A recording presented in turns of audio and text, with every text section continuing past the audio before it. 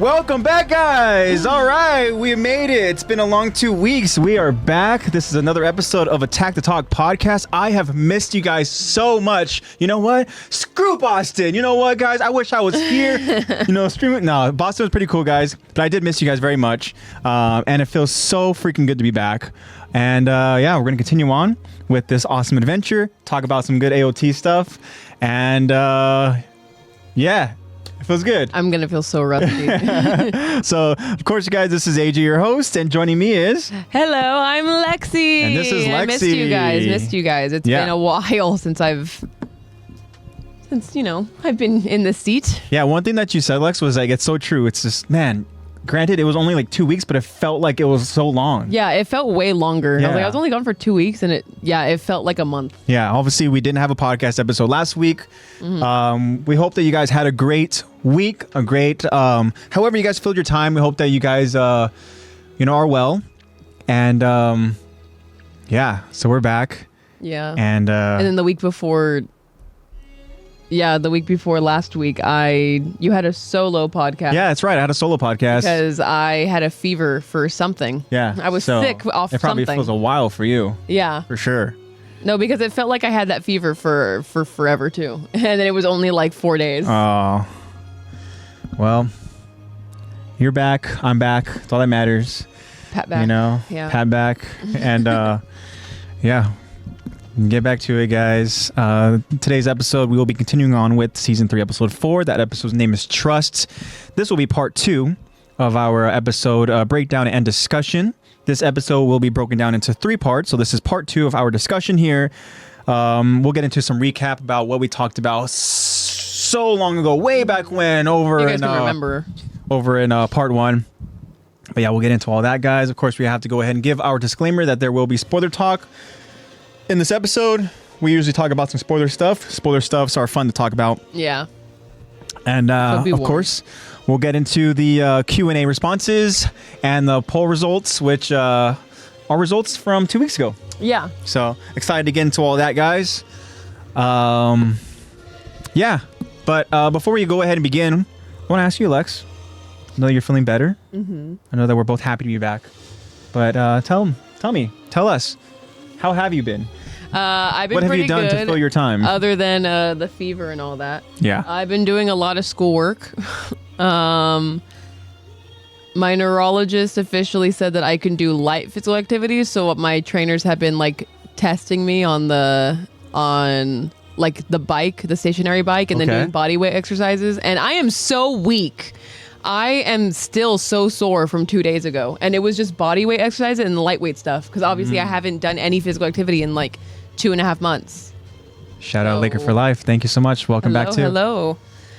So I just feel really out of shape and really weak. But I'm glad that there's these little steps. And I'm kind of excited. I mean, I still haven't. I talked to my neurologist in 2 weeks. But yeah, we'll see what he says then. Because I really want to start doing heavy lifting again, and I miss it so much, but it's gonna be fine. All right, well, happy that you're doing well, Lex, and I know that you're feeling weak right now, but only progress from here on out. And I was gonna say, I'm kind of excited whenever I eventually go back into it because it's easier to get it back once you've already had it. Yeah. So it's gonna be just all progress, and it's gonna be feeling so great for the first 2 months with getting it back, and then the baby gains, and then after the 3 months I'm gonna start feeling like I'm not gaining anymore and be dang, now the real stuff comes in. Yeah, but it's cool that you get that sense of excitement that you get to go through all that again. Yes, that's cool.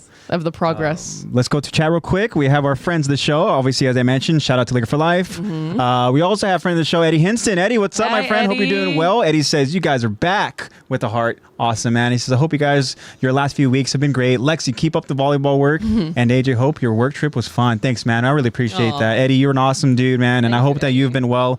And please let us know how you've been, what you've been up to. If you have any exciting things that you want to talk about, we'd love to go ahead and hear it. I hope that you've been well, my friend. And of course, Lovey, shout out to Lovey. He says, yeah, we're back, and we are back. Hi, Lovey.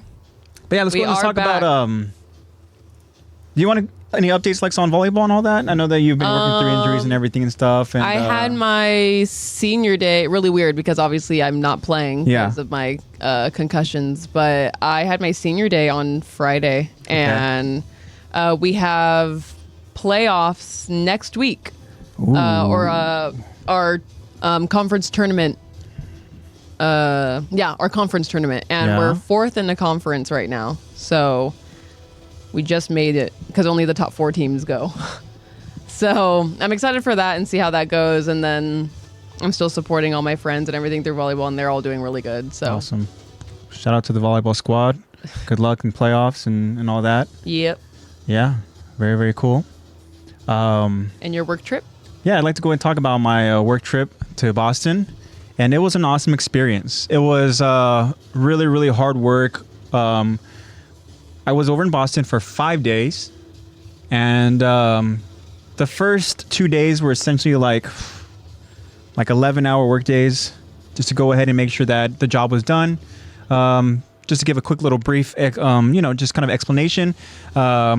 I told you guys last episode that I'm going to work because I am a machinist. I am a corrugated machinist specifically, and that involves with box plants, and all these box plants are these giant machines that just will go ahead and push these different corrugated boxes where you go, shipping boxes and all that, right?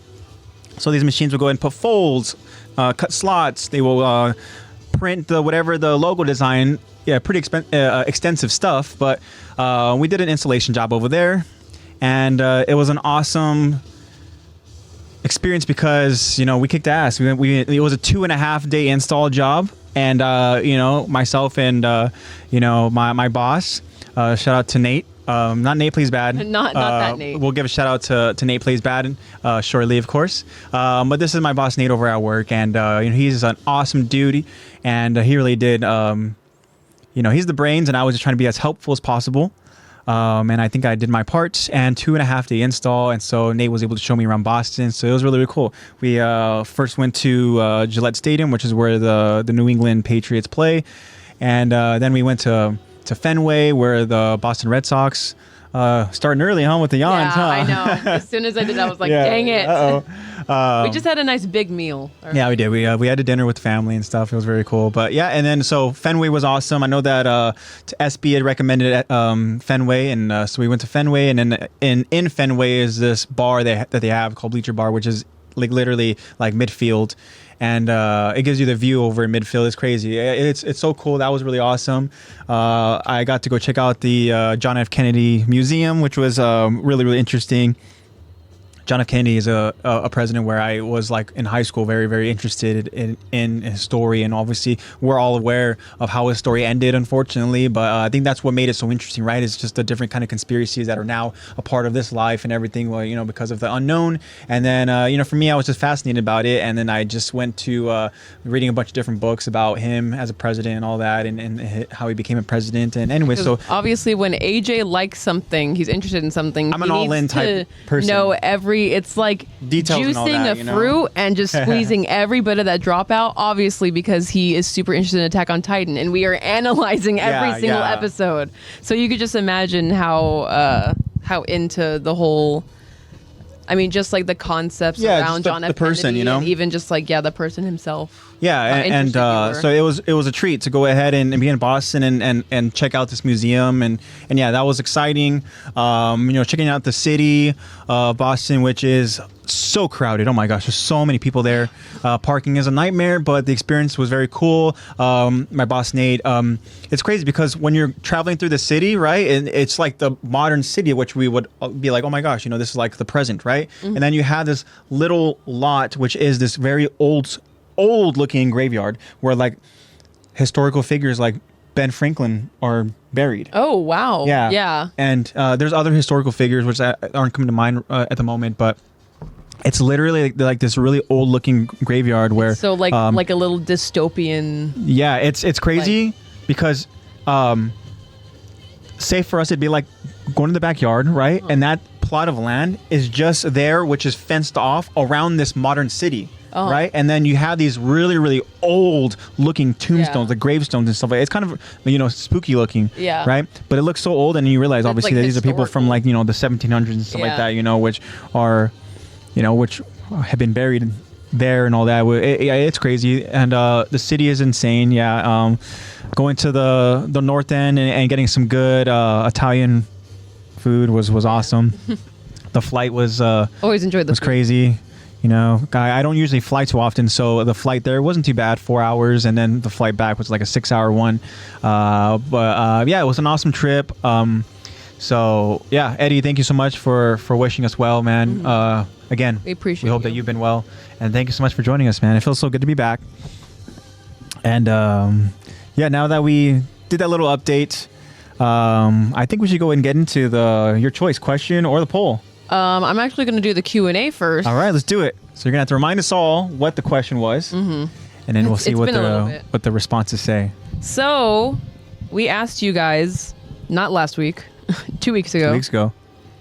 Flagel has a glow up in terms of his confidence. If you remember from the part 1 review that AJ did solo. Yeah, he's not quite there yet with his confidence. We know that he does have that glow up, right? So, all right, let's see what we got. So the question is, which is your favorite AOT character glow up? Interesting. I feel like when you really analyze it, there's so many characters that we can really kind of focus on. Yeah, I was going to say, because you can say glow up physically, yeah, they got more attractive, or Yeah. you can say glow up like with Flagel here, it's He became way more confident. He yeah, actually became like a personality leader. wise and character development wise, Yeah. that's a glow up Yeah. for sure.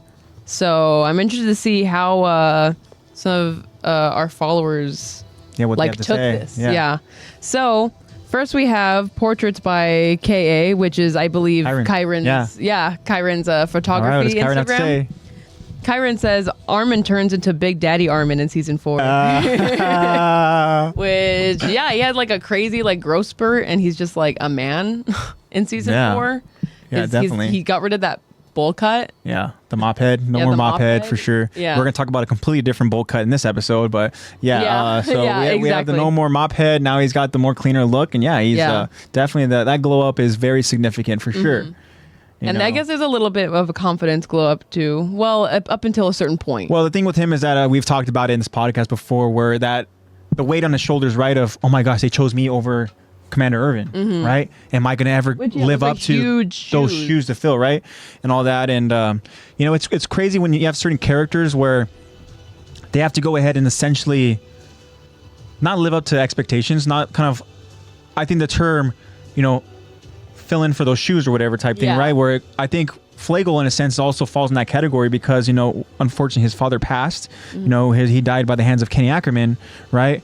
And we know that his father's legacy is it's his company. Yeah. Right? I mean, you have Demo Reeves, the Reeves company, right? And obviously it's a very big part of how the city itself, right? It's just that they flourish and stuff like that, right? Is because of, it's like the he's company the itself. next heir of the kingdom. Yeah, and so you have Flagel, who is so timid, right? It's almost like he's way in over his head, but he has these shoes to fill. And I feel like with the glow up, he goes and becomes this leader, right? And he becomes a voice that the people can really go ahead and kind of, follow.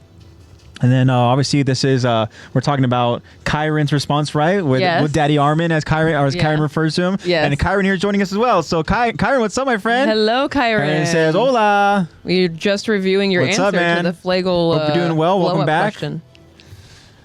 And and Eddie says, "Crazy trip and eventful trip, AJ." It was crazy for sure. Very, very eventful, and it was awesome. A great experience, and yeah, Boston was really, really cool. Kyron, I hope you've been well. Hope the TikTok's doing well too, my friend. I know that I think it was I saw one of the TikToks you did recently. I don't know if it was the most recent one, but it was with Pedro Pascal. Yeah, I like that one a lot too. I could help go out there and really appreciate that. Good job, putting in work in the TikTok. Thank you so much. We appreciate doing your thing. it. I know Kyron sent us an awesome thing on Instagram, right? Of somebody reaching out or Kyron spreading the news of the podcast and I believe that person was excited to go ahead and have a new source of AOT That's always content. so nice. Yeah. That's so. So I know we've said before Everyone is welcome. that we appreciate you guys spreading the news, but we really, really do appreciate you guys, just wanting to go out and spread the podcast, because I mean, it's just, you guys are really going out of your way, and we know that you guys are going out of your way to join us and all that, and we're just so appreciative of you all. So thank you so much. But Cameron says, yo, TikTok is hard to go viral on. Yeah. It's weird. It's both hard and easy. All the stuff you put the most effort into never gets a bunch of views, but then the stuff that's like you're just so easily just like I'll just post it for fun.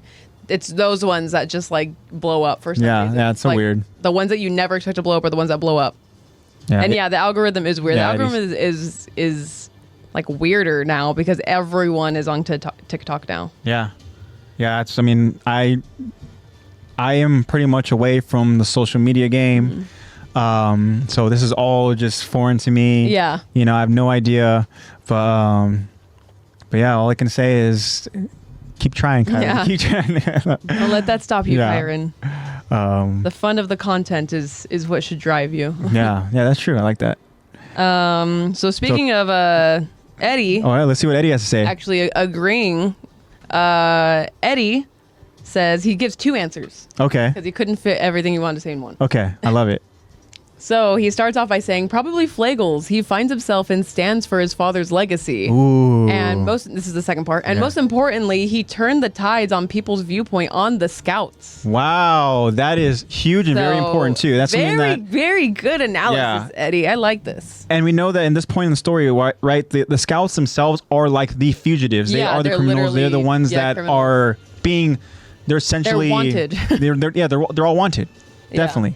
So when you have a character that's able to go ahead and change the narrative, which we've talked about, the government is the ones that they're trying so hard to change the narrative in favor of the direction that they specifically want things to go.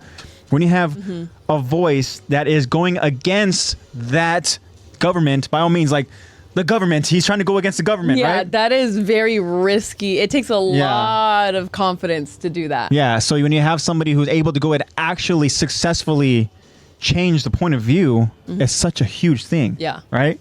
Like you're bringing essentially justice back to, the reality that, like that they're all trying to live in. Right? And so, yeah, great point, Eddie, as always, man. You always bring some awesome inputs and facts and everything and all that. But yeah, I like it. And it's so like on theme, Yeah. Like it's like the way that it's perfectly, stuff. I just love the way that Eddie like explained it. It's dang, Eddie, you should be a writer. The way that you always seem to perfectly express your idea, and like with the obviously you have extensive research on Attack on Titan. You're like an Attack on Titan expert. All of your answers are always just like stuff that like I would never think of.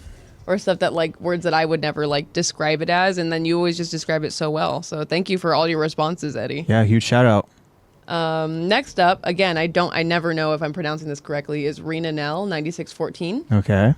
And they say just very simply Armin. Armin. Okay. So again, which we talked about Armin already because of Kyron's response, right? Yeah, and again, about the serious glow up and everything, or physically. Yeah, definitely. Next one is, if I'm pronouncing this correctly, is Kyoto XXA. Okay. And they say Jean. Interesting. Okay, Jean is a character where I know that Eddie has gone out of his way to really speak on behalf of Jean, right? And it's one of the topics we talked about in recent podcast episodes is the decision, Hanji's decision to go ahead and pass on, right, the commandership, right? And she did so to a character we were just referring to in terms of glow up, right? And this is a pretty like significant glow up if this character Armin is becoming the new commander, right? So as if the shoes to fill weren't big enough. Yeah, right. Let's make them bigger. I know that Eddie has talked about, and his feet are bigger now. He's a colossal. He's a colossal, yeah. But I mean, Eddie has talked about how he feels like Jean was deserving also of being the commander, and so again to the glow up here.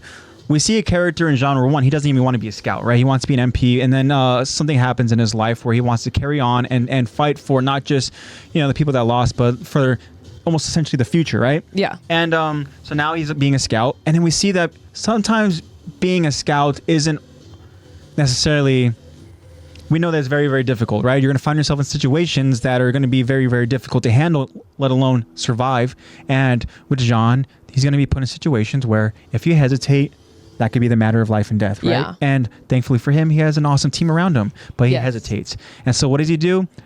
I think we're actually going to see in this episode, as we cover again, Trust Part 2, right? And we're going to see that he is now trying to go above and beyond, so to speak. He's going to go ahead and try to prove his worth to Captain Levi. Basically, like atone for his mistake. Yeah, and so again, Jean has definitely had that glow up where we see now that he is taking that sense of urgency. He's making it a point to not hesitate. He's trying to be that leader. He's trying to be, somebody that his team can rely on instead of being somebody where, hey, if I screw up, I don't want to be a reason why some of my close allies die. Yeah. Right.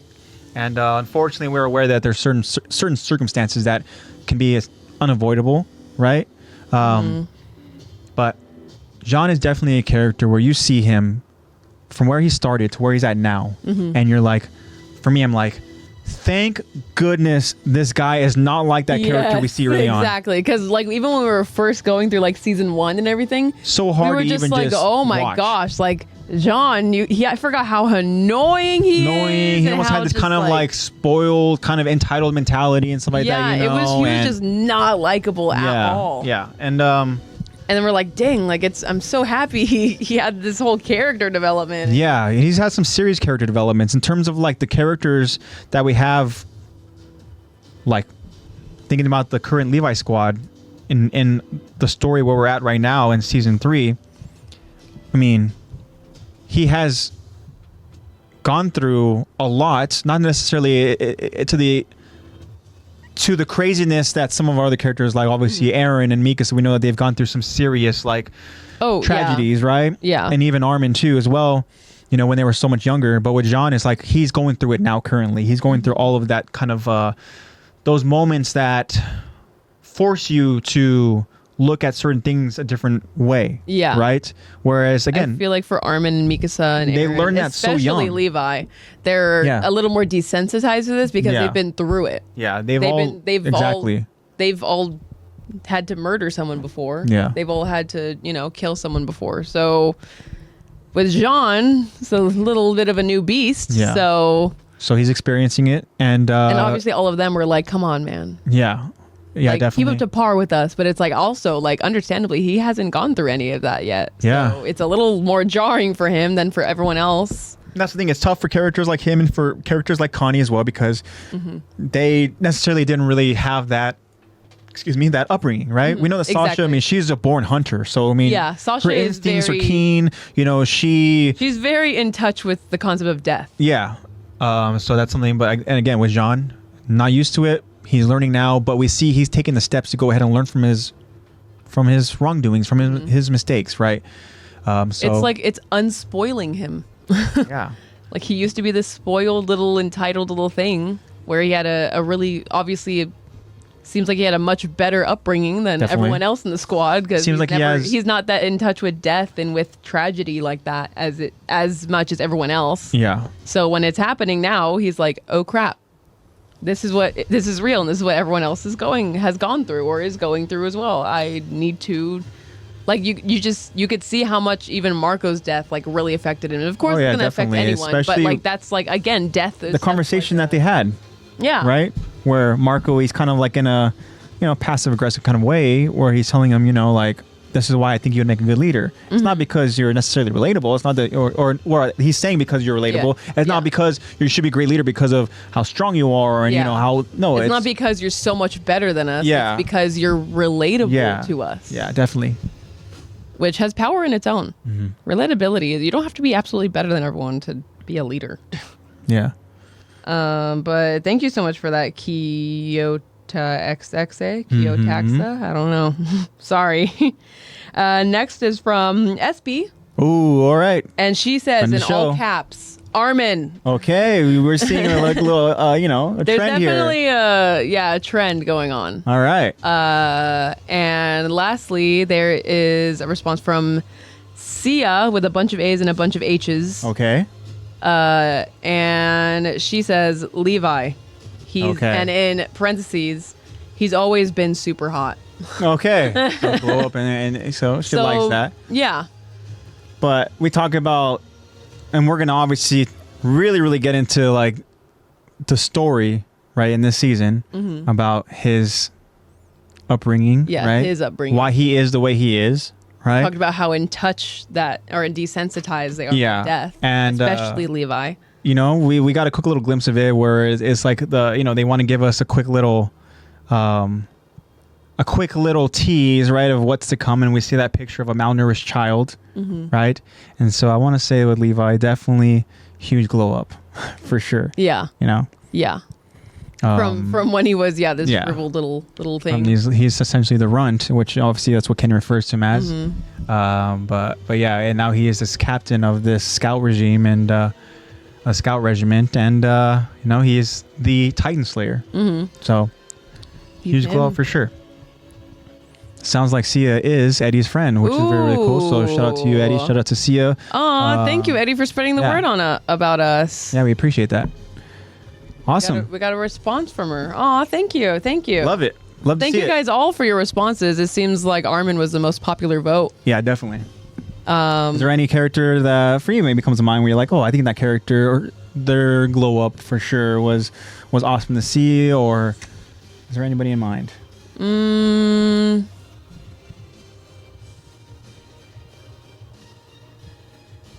I think I'm still waiting to see how things end up playing out to fully see some more character development, because there's some other characters in there, like, maybe even like newer characters that we've gotten in season 4 that because right now I feel like we're in the process right now of Anya Capone kind of glow up, and I'm really excited to see how that goes, and hopefully it continues to go.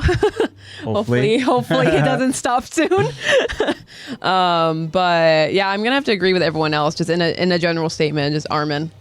Yeah, I mean, for me, it's hard to not be biased because I've been on record to say that Armin is my favorite character of the anime, and my heart wants to scream out Armin because of all the things we talked about. Your conductor on the Armin train. But it's hard to go ahead and think about certain other characters. Jean's another great character to go ahead and mention. Man, I'm trying to think here of who else I can go ahead and kind of mention that maybe had a glow up for the, for the positive, for the better of humanity, because we've seen as the story unfolds that there's a lot of people who they're doing things out of just instinctual survival. Yeah. But man, I just can't help but think about Armin, because Armin's my guy. Yeah, for sure. I have to stick to the trend here. Yeah. Armin's your man. Yeah, I guess Armin's pretty cool. Yeah, Armin is cool. Yeah, it's hard to think about other glow ups because there's obviously there's other amazing characters, but a lot of the time they've been amazing from the get-go. Yeah. Awesome. SB's joining us. Ooh, hello, what's up, SB? SB says Historia had to glow up too. That's completely right. I don't know why. I feel like Historia's been out of the picture. I know. I don't know why I didn't think of that. In terms of the story that we just talked about, right, over in season 2 and how that played out, I mean, Historia had a huge glow up. Oh, definitely. Oh my gosh. Yeah. I don't even know how Yeah. So SB says Historia, she really grew into herself and her position as a queen. Yeah. And we talk about that confidence that Flagle goes, and he really now embodies, right? I mean, the same can be said for, Historia. I mean, she's going to get to that point. We're not there yet. Unfortunately, she's there with her. She's having a little family reunion at the moment, but yeah, she definitely gets there, and it's a significant glow up. And her glow up is what changes the entire platform and the entire story, right? No, I think her and all glow it takes is a touch. Yeah. Like a little kiss. I think that her glow up might be, if I'm not mistaken, if I'm not thinking of anyone else, her glow up might be the most 180, because she went from this suicidal, timid people. Yeah, they're why can't I think of the word? Okay, so that's 180. Contagious. That's 180. Yeah, because hers. You don't think Aaron's is? I wouldn't. Depends on if you want to call it a glow up. That is definitely development, but where are we developing? She's developing into... But I would call Historia's a glow up. Yeah. Definitely a positive 180 change. Aaron, I guess we just don't know yet. Aaron has changed for this, I don't know, for the sake of freedom. Mm-hmm. Right? Yeah, because I don't really know for sure if I'm really really agreeing with him, or if I'm just like a diehard. Yeah, it's okay if Eren does genocide. Like, that's the thing. Like, I don't know if I agree with what he's doing, man. I just want things to be happy and then have fun together again. Yeah. Eddie mentions Connie, and he also says amazing. Question mark. Amazing. Eddie, who's amazing? I can't tell if that's like sarcastic Connie, amazing, or like actually like Connie, he's amazing. Mentioning another character. Yeah. Yeah, Connie is a character where it's like, I want to see a significant glow up from him, right? And obviously he has grown up. He obviously, has been. Yeah, it is sarcastic. Okay, okay. Because even like from the point where it's like when they were on the dock and him and Armin were having to fight their past allies. Yeah. And obviously Armin was having so much trouble doing it. Yeah. But come on, you wouldn't have jumped at the opportunity to kill Daz? Yeah, I definitely would have, especially after that like we were totally shredding on him that whole episode where he had to get dragged by Historia. And then Ymir got involved at the time, and stuff. Yeah, and then Ymir. Yeah. Let him die. Daz. Leave him be. Let him freeze to death. But thank you guys for all your responses. Yeah, thank you guys so much. Before we go ahead and get to the poll results, I do want to mention something that, as you guys can see, I'm wearing a certain shirt. I'm wearing a Killua shirt. And I want to say to my friend Kyron, he's been on that Hunter x Hunter train, right? So obviously going to Boston, I had a flight ahead of me. So I had a 4-hour flight there, 6-hour flight back. And I'm thinking, you know what? How can I go ahead and pass the time? You know what? There's One Piece, and I wanted to download One Piece episodes, but the new episodes that were out that were dubbed weren't available to go ahead and download. So I'm like, man, what else can I watch? Okay, I want to watch Chainsaw Man.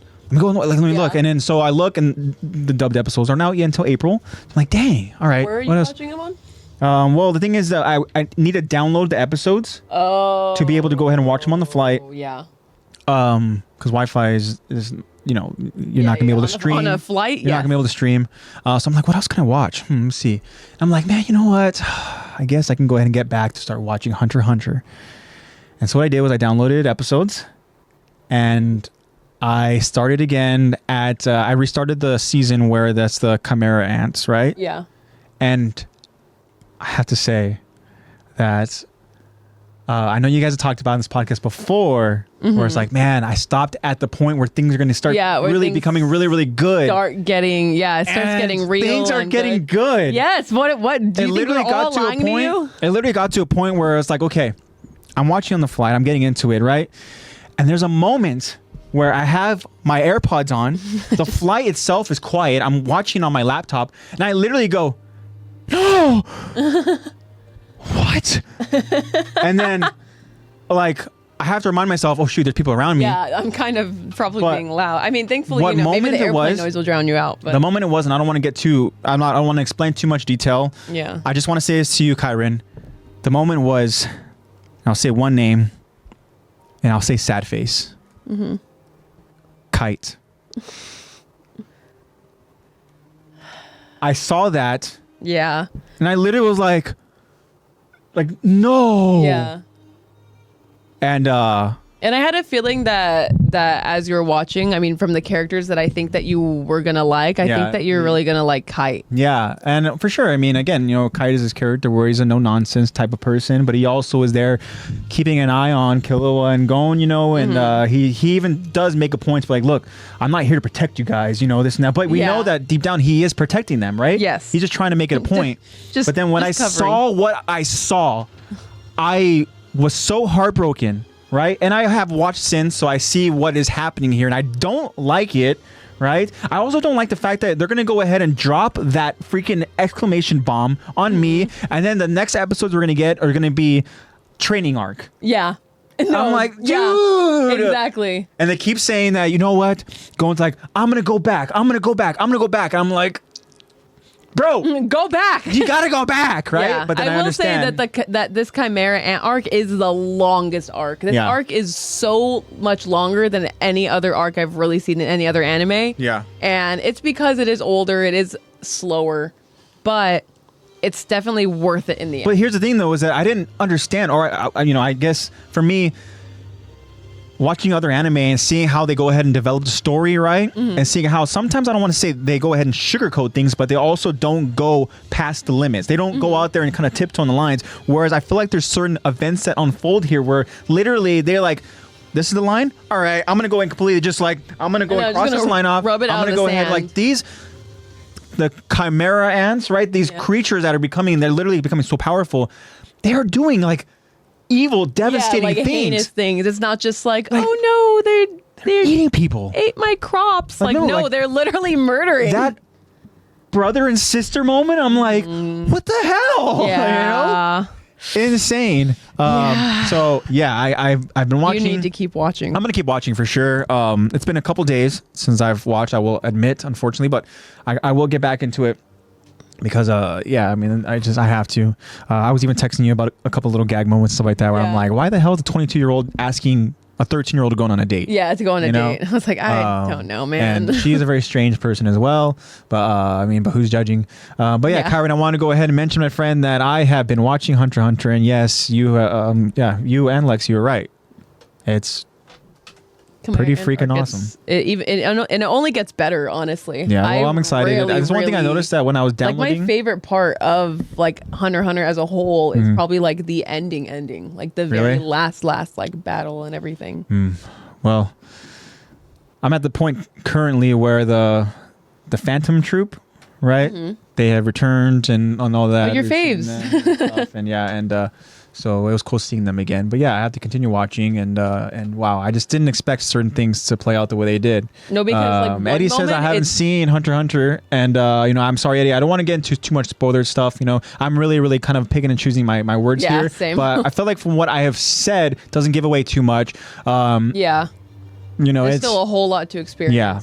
Especially because I feel like it's more jarring, because I feel like Hunter x Hunter is one of those animes that's like one episode, it's just like more of like a happier kind of a filler, maybe, some it's not as jarring, and then you have the next episode where it's just like, oh yeah, this murder, this death, like this, wow, that. And it's just they really did that, huh? Like you said, there's not really sugarcoating. Yeah, it's just like, this is what happened and this is how it is. Yeah, I think another good way of putting it, like you were saying, is just how unexpected it is. Which makes it hit even harder. Yeah, What? I was not prepared for what I saw on that flight. I wasn't expecting this. I was not prepared for what I saw on that flight. Yeah, I'm sure everyone kind of got that. I think people were kind of looking. They were looking too. I mean, and because I kind of like, what is he watching? But I did not care one bit. I hope that some people saw that you were watching Hunter x Hunter, and some people know Hunter x Hunter. Yeah, like, oh, I doubt it. There's a lot. Got to that scene. There's a lot of old people on the flights. Yeah. But yeah, well, that's a quick little story time with AJ that I want to go ahead and mention. Story time with AJ, yeah. But now we have and you do have to watch Chainsaw Man. Yeah, for sure. It's on my watch list for sure. My very long list. Yeah. So let's get to the poll results. All right. Let's see. So the poll that we asked you 2 weeks ago was about us all collectively playing Matchmaker. Oh, that's right. For Hitch. So the question is, who is the best match Texas for Chainsaw? Hitch? Yeah, so Hitch is an interesting character too, because it seems like she is like somewhat playfully flirty, right? Excuse me. But she seems all around. She doesn't take life seriously at all. Yeah, for sure. She also doesn't really have much drive and aspirations and motivation and stuff, right? But it seems like she likes to go on dates, at least from what we've heard from when, further into the story, when she is talking to Annie in her frozen state, where Annie has heard plenty of Hitch's horror date stories, and all that. So it seems like she has a little bit of, I don't want to say trouble, but maybe she needs some help. So for us, why not go out and play Matchmaker here, right? And so I'm very, very curious. Oh, Eddie brings up a great question too. I'd love to go and talk about it at some point. But Eddie says, where is she during all of the whole rumbling events anyways? Yeah, it's a great point. Yeah, I was actually just thinking about that when you mentioned... We can go and speculate on that after we get to the results. I was like, wait... So we'll go ahead and we'll bookmark that real quick. We'll go and we'll talk about that. Put a pin in it. But let's get the results. So first of all, what are the choices? Who are we talking about? Who are some potential options here? So we have 4 contestants on this 4 contestants matchmaking. on this Bachelorette edition. Yeah, on this Bachelorette of Hitch. So let's see who's hitching up with Hitch. All right. Hitch getting hitched. Yeah. So the first contestant is a goofy and outgoing cue ball, Connie. Connie. All right. So we got goofy and outgoing. I like and it. And then we have Jean, who is blunt and pragmatic. Okay. So yeah, he takes things very more serious. He's a little more rational and all that and stuff, right? He tries to be more to the point a little bit, right? Yeah. And then we have Marlo, who is logical and noble. Okay, we know that he obviously has a great heart, right? He wants to go ahead and do the right things, and yeah, he is very logical. Okay, Yeah. very, very cool. And then we have Flock, who is honest and compassionate. At this point. Okay, does it say compassionate? Yes. Okay, that's okay. Is it a typo? Maybe for me, I think that might have been a typo. Because right here in my notes, I have Flock is honest and passionate. So Yes, it is passionate. because we know that when Flock cares about something, he will go out of his way Yes. to make sure that, you know. Yeah, compassionate may not be the best descriptor for him. He's not compassionate. That's a little typo. But he's definitely passionate. But and he's passion also, doesn't too- necessarily have to be inherently good. But we know he's also honest as well too, because he even goes out his way. I'm thinking about the events of the choice between Armin and Irvin, where like Flock he's literally like he's being honest. He's not reasoning one side or the other. In terms of like, oh my gosh, like they want Armin to go ahead and survive. Maybe I'll hear them out. No, he's like, look, he's trying to be honest with the reasons why Irvin is most deserving. And of course, he had valid points. I mean, Of course, it was such a difficult decision for sure. But yeah. So let's say here, let's kind of forget about Flock and how we saw him. His glow up, more so to recently, speak, right? yeah. Let's say that if we choose Flock as a character that is probably most deserving, or somebody that is compatible with Hitch is going to go ahead and change the trajectory of his storyline for who knows the better. Hopefully not worse. Yes. Yeah, because maybe if he would have gone with Hitch, then it would have.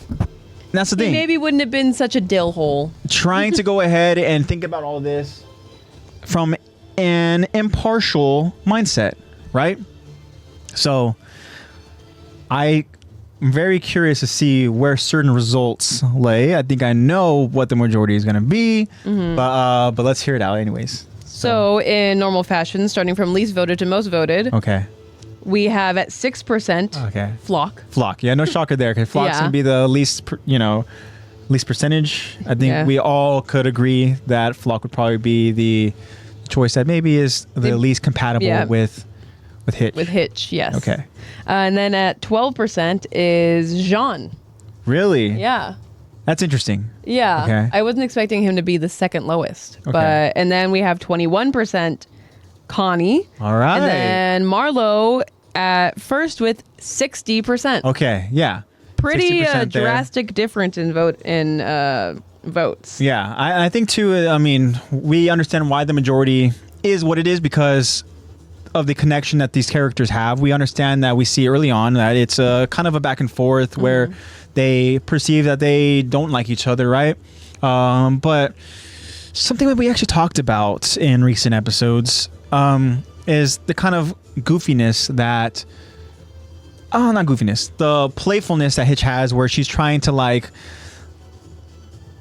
almost, I don't want to say belittle Marlo, or she's kind of poking fun at him, and it's just like, saying certain things like, when they're in the forest together, like, oh, did you try to go ahead and set this up, whatever, blah, blah, blah, right, and stuff. And again, it's a playfulness that she has, right? And, she also tries to go out of her way to almost show her disinterest, like, just show that she's disinterested in Marlo. But then you have moments where it's like when Marlo is like telling Hitch that, like, no disrespect, but you're not the first choice either. Or she seems like she actually gets really hurt by it. Yeah. So she obviously She cares. wants to be wanted. Right? And again, we know that the story plays out a certain way. And there is that kind of, it's implied, right? And I think even moments before Marlowe's death, he sees Hitch. Yeah. Right? So we all understand why Marlowe was the majority, right? Yes. Yeah. But do we think really that Marlowe is the best contestant for Hitch? Let's think about this more rational here, not just from what the story tells us, right? So we have these 4 characters, right? So with Connie being the second, right? With, what do you get, like 20-something percent? 21%, okay. Again, Connie's a very goofy character, yeah, I was gonna right? say, I think that they have that relatability, Yeah. which can make them more compatible. But also, I feel like when you have 2 people that are too similar, Yeah. there's something about that cannot go right. Okay. Whereas with Jean, I feel like they could have a good balance Yeah. between like his bluntness and his pragmaticness and her playfulness and her how she's more extroverted and everything. So I feel like there could be a good balance that way. Flock, I have no argument. I don't really have one. Flock is a tough cookie to go and sell for sure. But again, so I would love to hear from our friends who are joining us here in chat. How did you guys vote, and what is your reasoning? I would love to go ahead and hear from you why you think that, Hitch is more compatible with this character. I would love to go and find that out. And let's try to argue for Flock here, okay? So where we're at currently, Flock is essentially a character we are not aware of at the moment, right? But when we first see Flock is a very kind of timid, scared person, right? Yeah. Now, what argument can we give for Flock? It's kind of hard to say, isn't it? He is passionate, so if he likes Hitch, he will be passionate about her and treat her nice. Well, that's the thing is, I think with Flock, if he cared about her, of course, then he would really go out of his way to be there for her. Yeah, I guess. Bro, Flock, you're making it difficult, man. Yeah. I don't know. It's just like he's just not boyfriend material. He really doesn't seem it.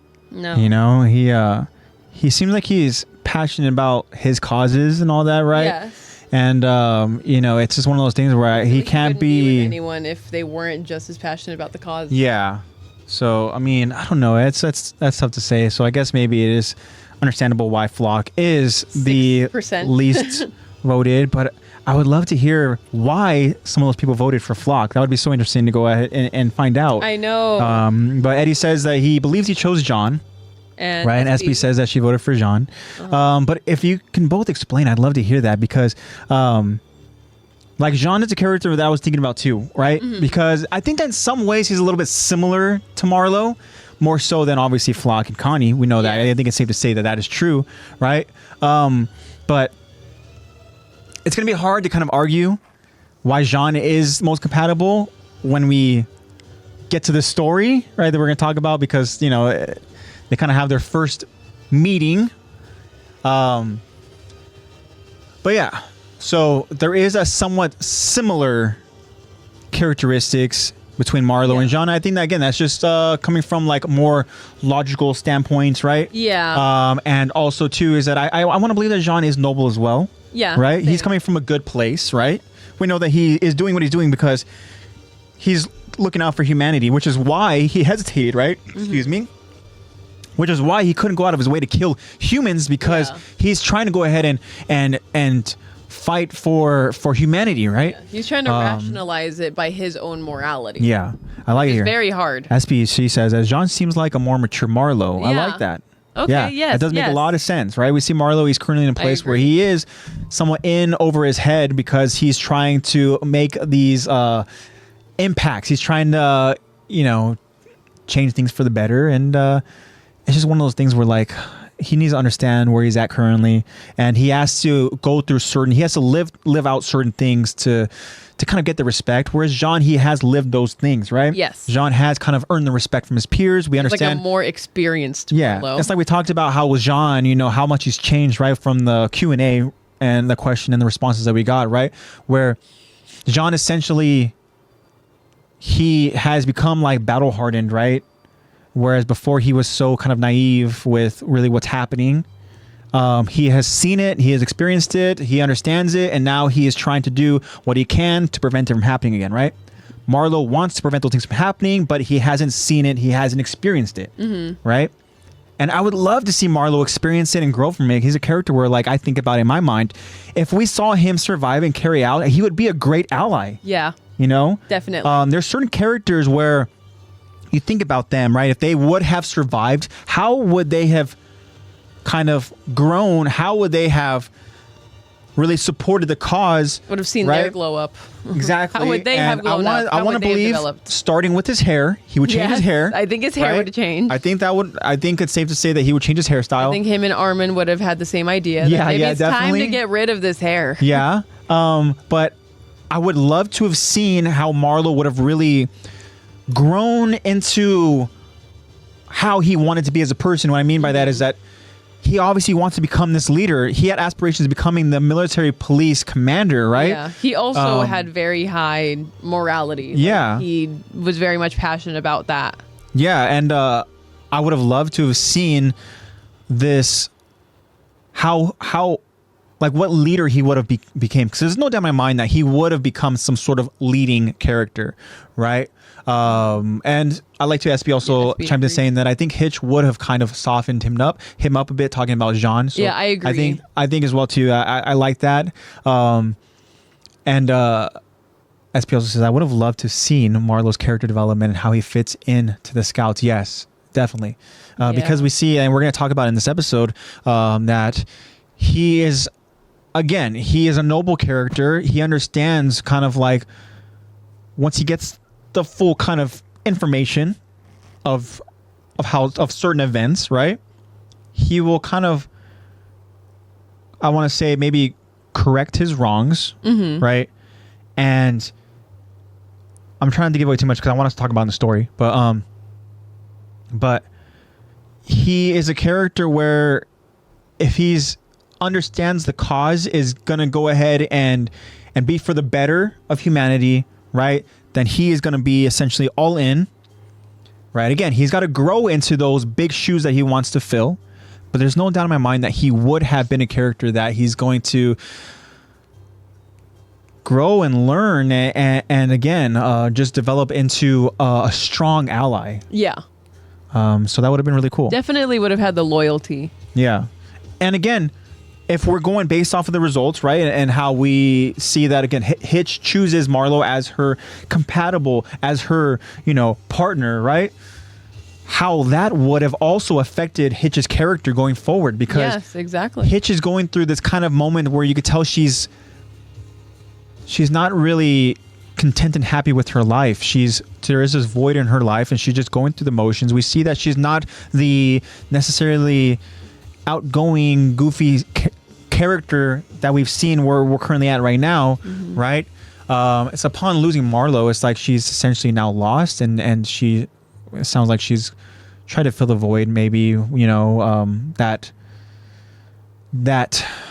partnership, that relationship, that friendship, that what could have been, a serious relationship, right? She tries to fill the voids by maybe going on these dates and everything, right? And this is going based off, obviously we don't know too much about Hitch's character. Yes. It's just from what we kind of see. Especially during like season 4 and everything. And, just to think about how Hitch's character also would have changed, would have been, again, I think that it would have been so cool to see these two characters grow closer and stronger together, and again, just become strong allies for the Scouts, right?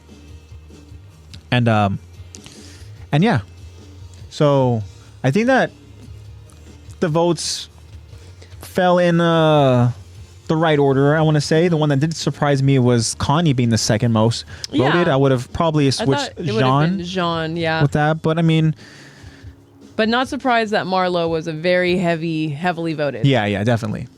It just makes sense. I mean, they know each other the best out of all the other ones. So, yeah, I mean, it does. It makes victim the of most circumstance. sense, But here's the thing now. Would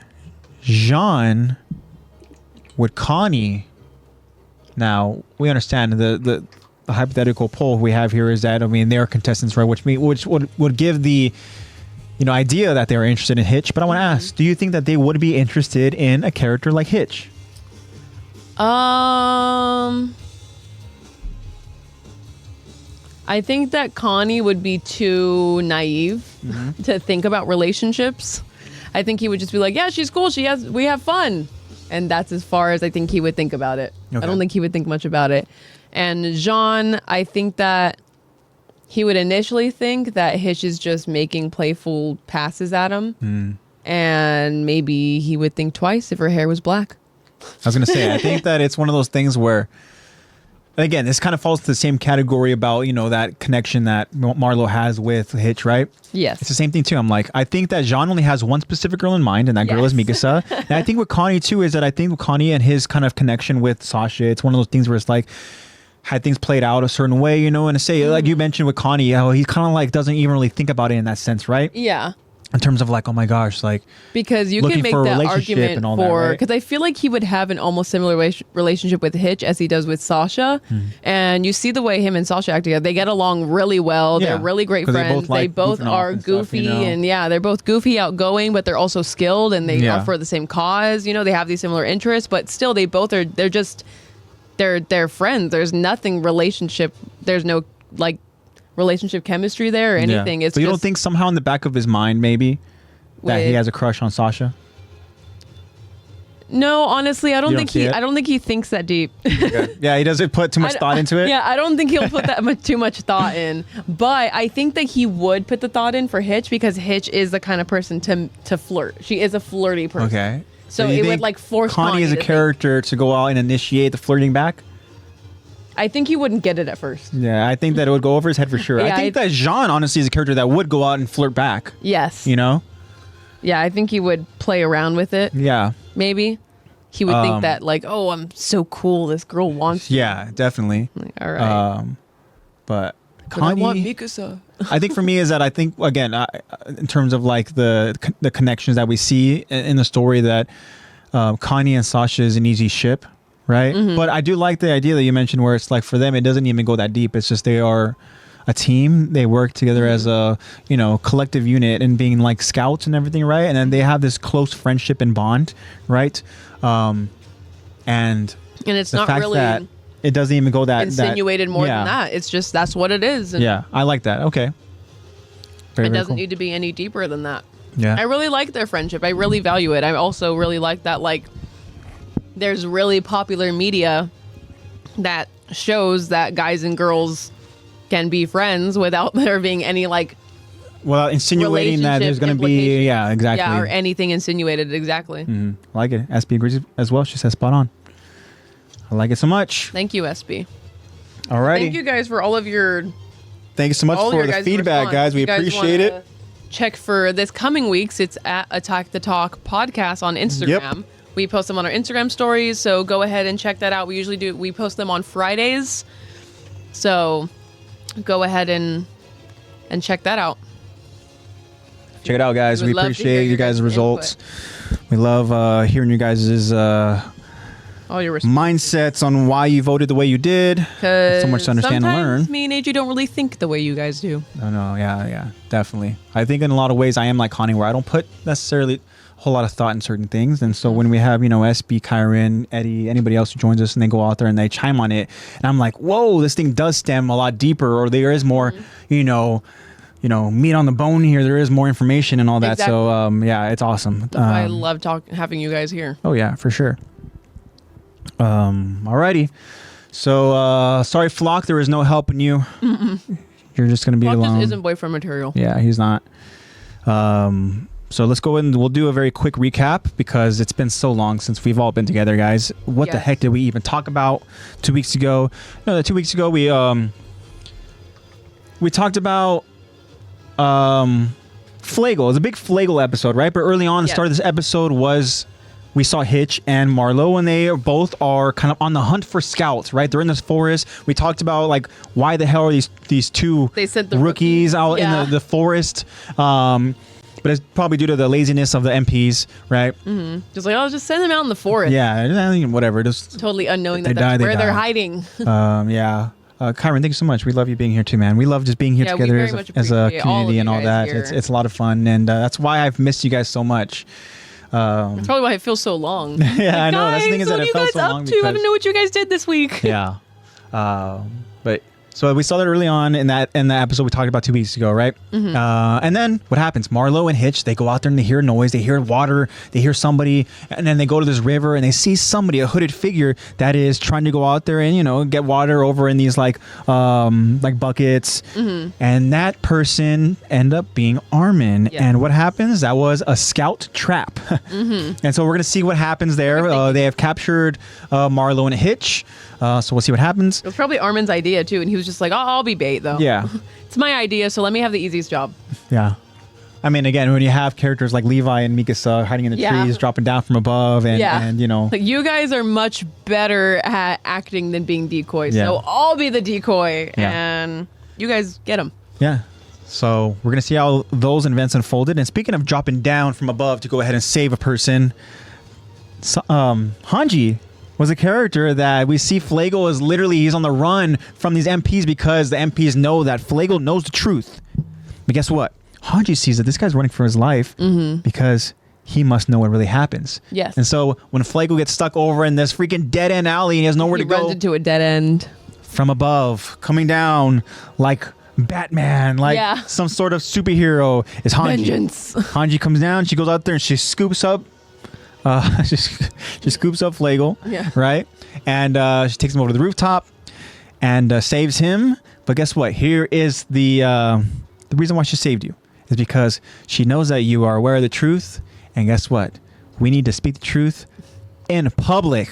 Yeah, and Hanji loves the truth. Yeah, and Flagle is like, "Are you kidding me?" Yeah, like I was just trying to hide. If the government says that you did something, then there's no changing that. It doesn't matter if you're innocent. They have already made up their mind that you are guilty. And so Flagle has already convinced himself that he is going to go ahead and be on the run for the rest of his life, right? That's the only way that he can survive. But Hanji does not see it that way. As a matter of fact, she tries to go ahead and instill in him that, look, man, you need to go ahead and man up. You need to do this for your family. You need to. And then what Flagle's like, screw that. You just want me to do that because it benefits you guys, right? Like, what am I? He's got a point. He's got a point that, I mean, obviously the truth that the MPs are involved in all this collusion and the government is involved, right? That is going to help the scouts. I mean, yeah, Flagle's got a point, but Hanji has a point as well. You know, like, what life is that? Didn't she even call him like a scurrying rat or something like that? Yeah, I was gonna say, doesn't she compare him to like a alley animal or something? Yeah, like that? and so you know what? They were going back and forth. They were causing a little bit of commotion, so they had to go ahead and continue on hiding. And hopefully Hanji is able to go out there and convince Flagle. I think she will, because we are aware. We talked about the glow up. But yeah, so that's some quick recap. And so now we're going to go ahead and continue on with this episode. Again, this is Season 3, Episode 4, guys. This is Trust. This will be Part 2 of our episode breakdown and discussion. And are we ready?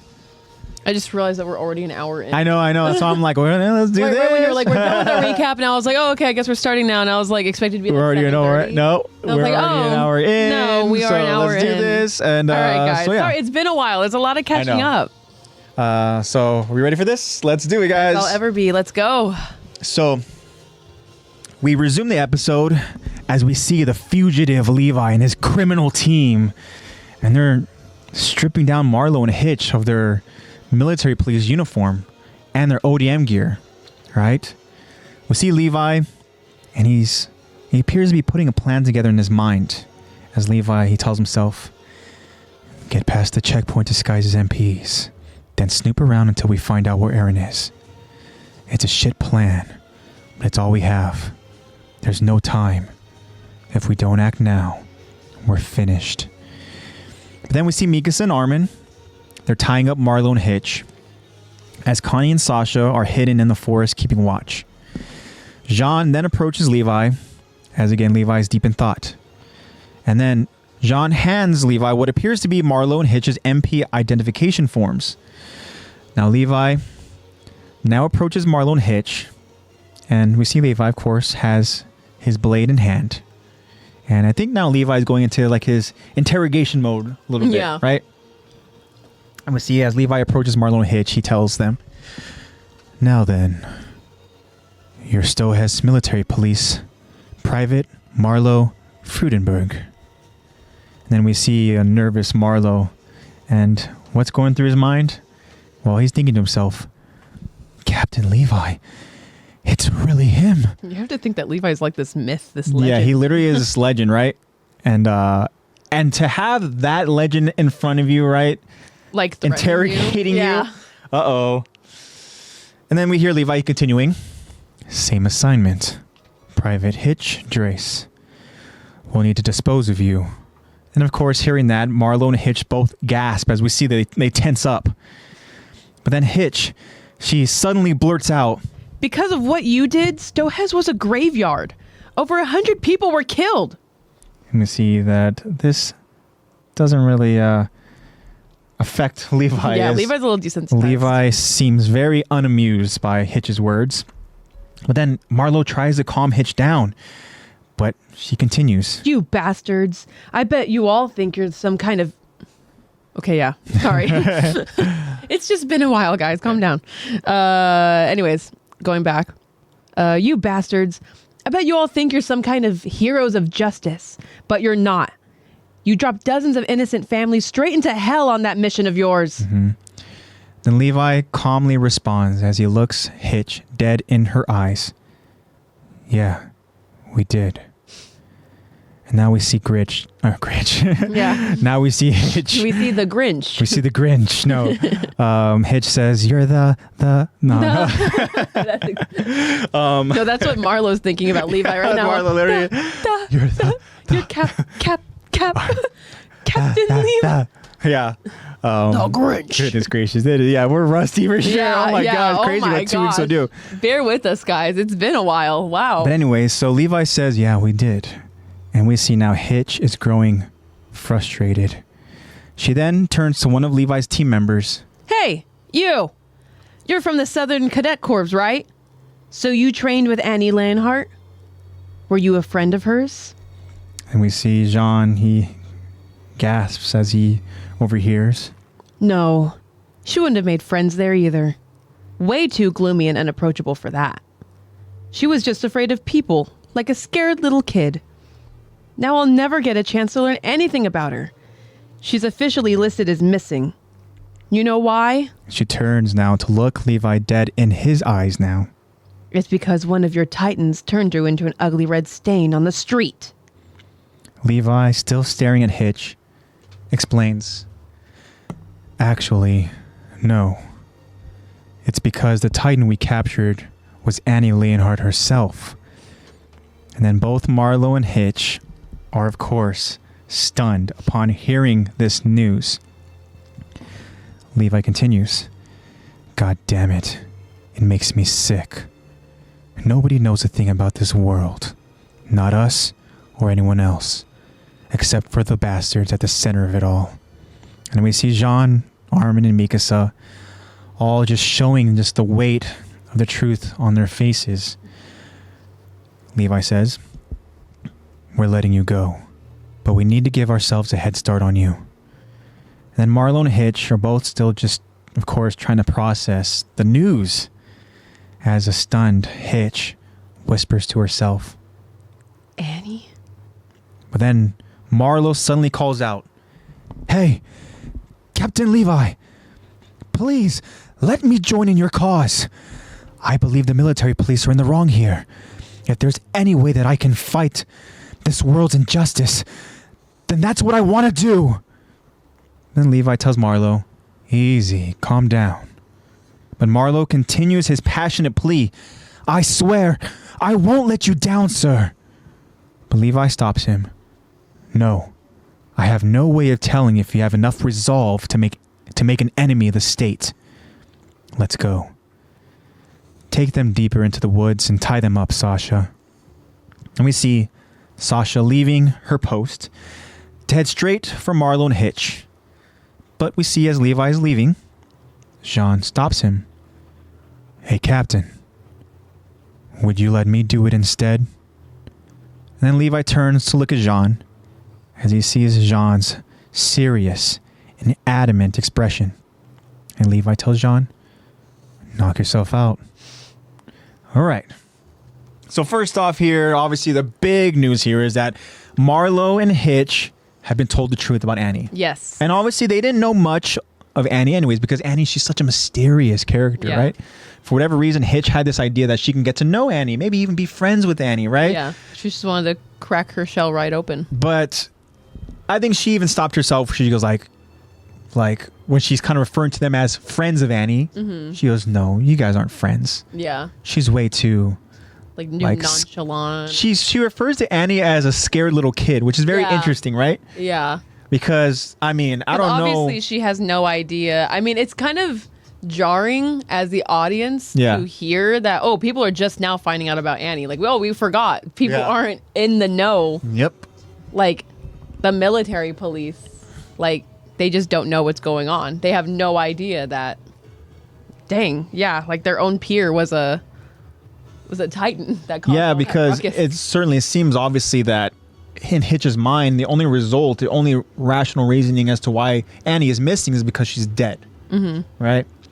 Because, I mean, you got to think that there were so many people that went missing upon those events because of all the death that happened, right? Literally in Stohes. Yes.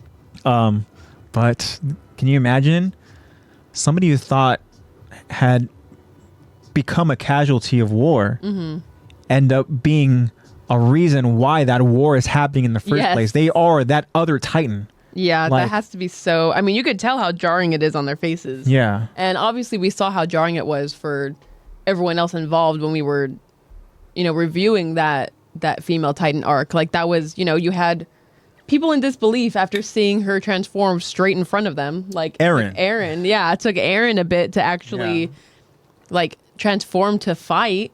And then, of course, like, Armin, he's just very logical and very observant and was able to put it together. He wants to try to avoid conflict. He wants to avoid death and fighting, right? Like, he's not avoiding the fact that she is the female Titan. It's the fact that he was trying to rationalize it in a way that appeases his morality for her.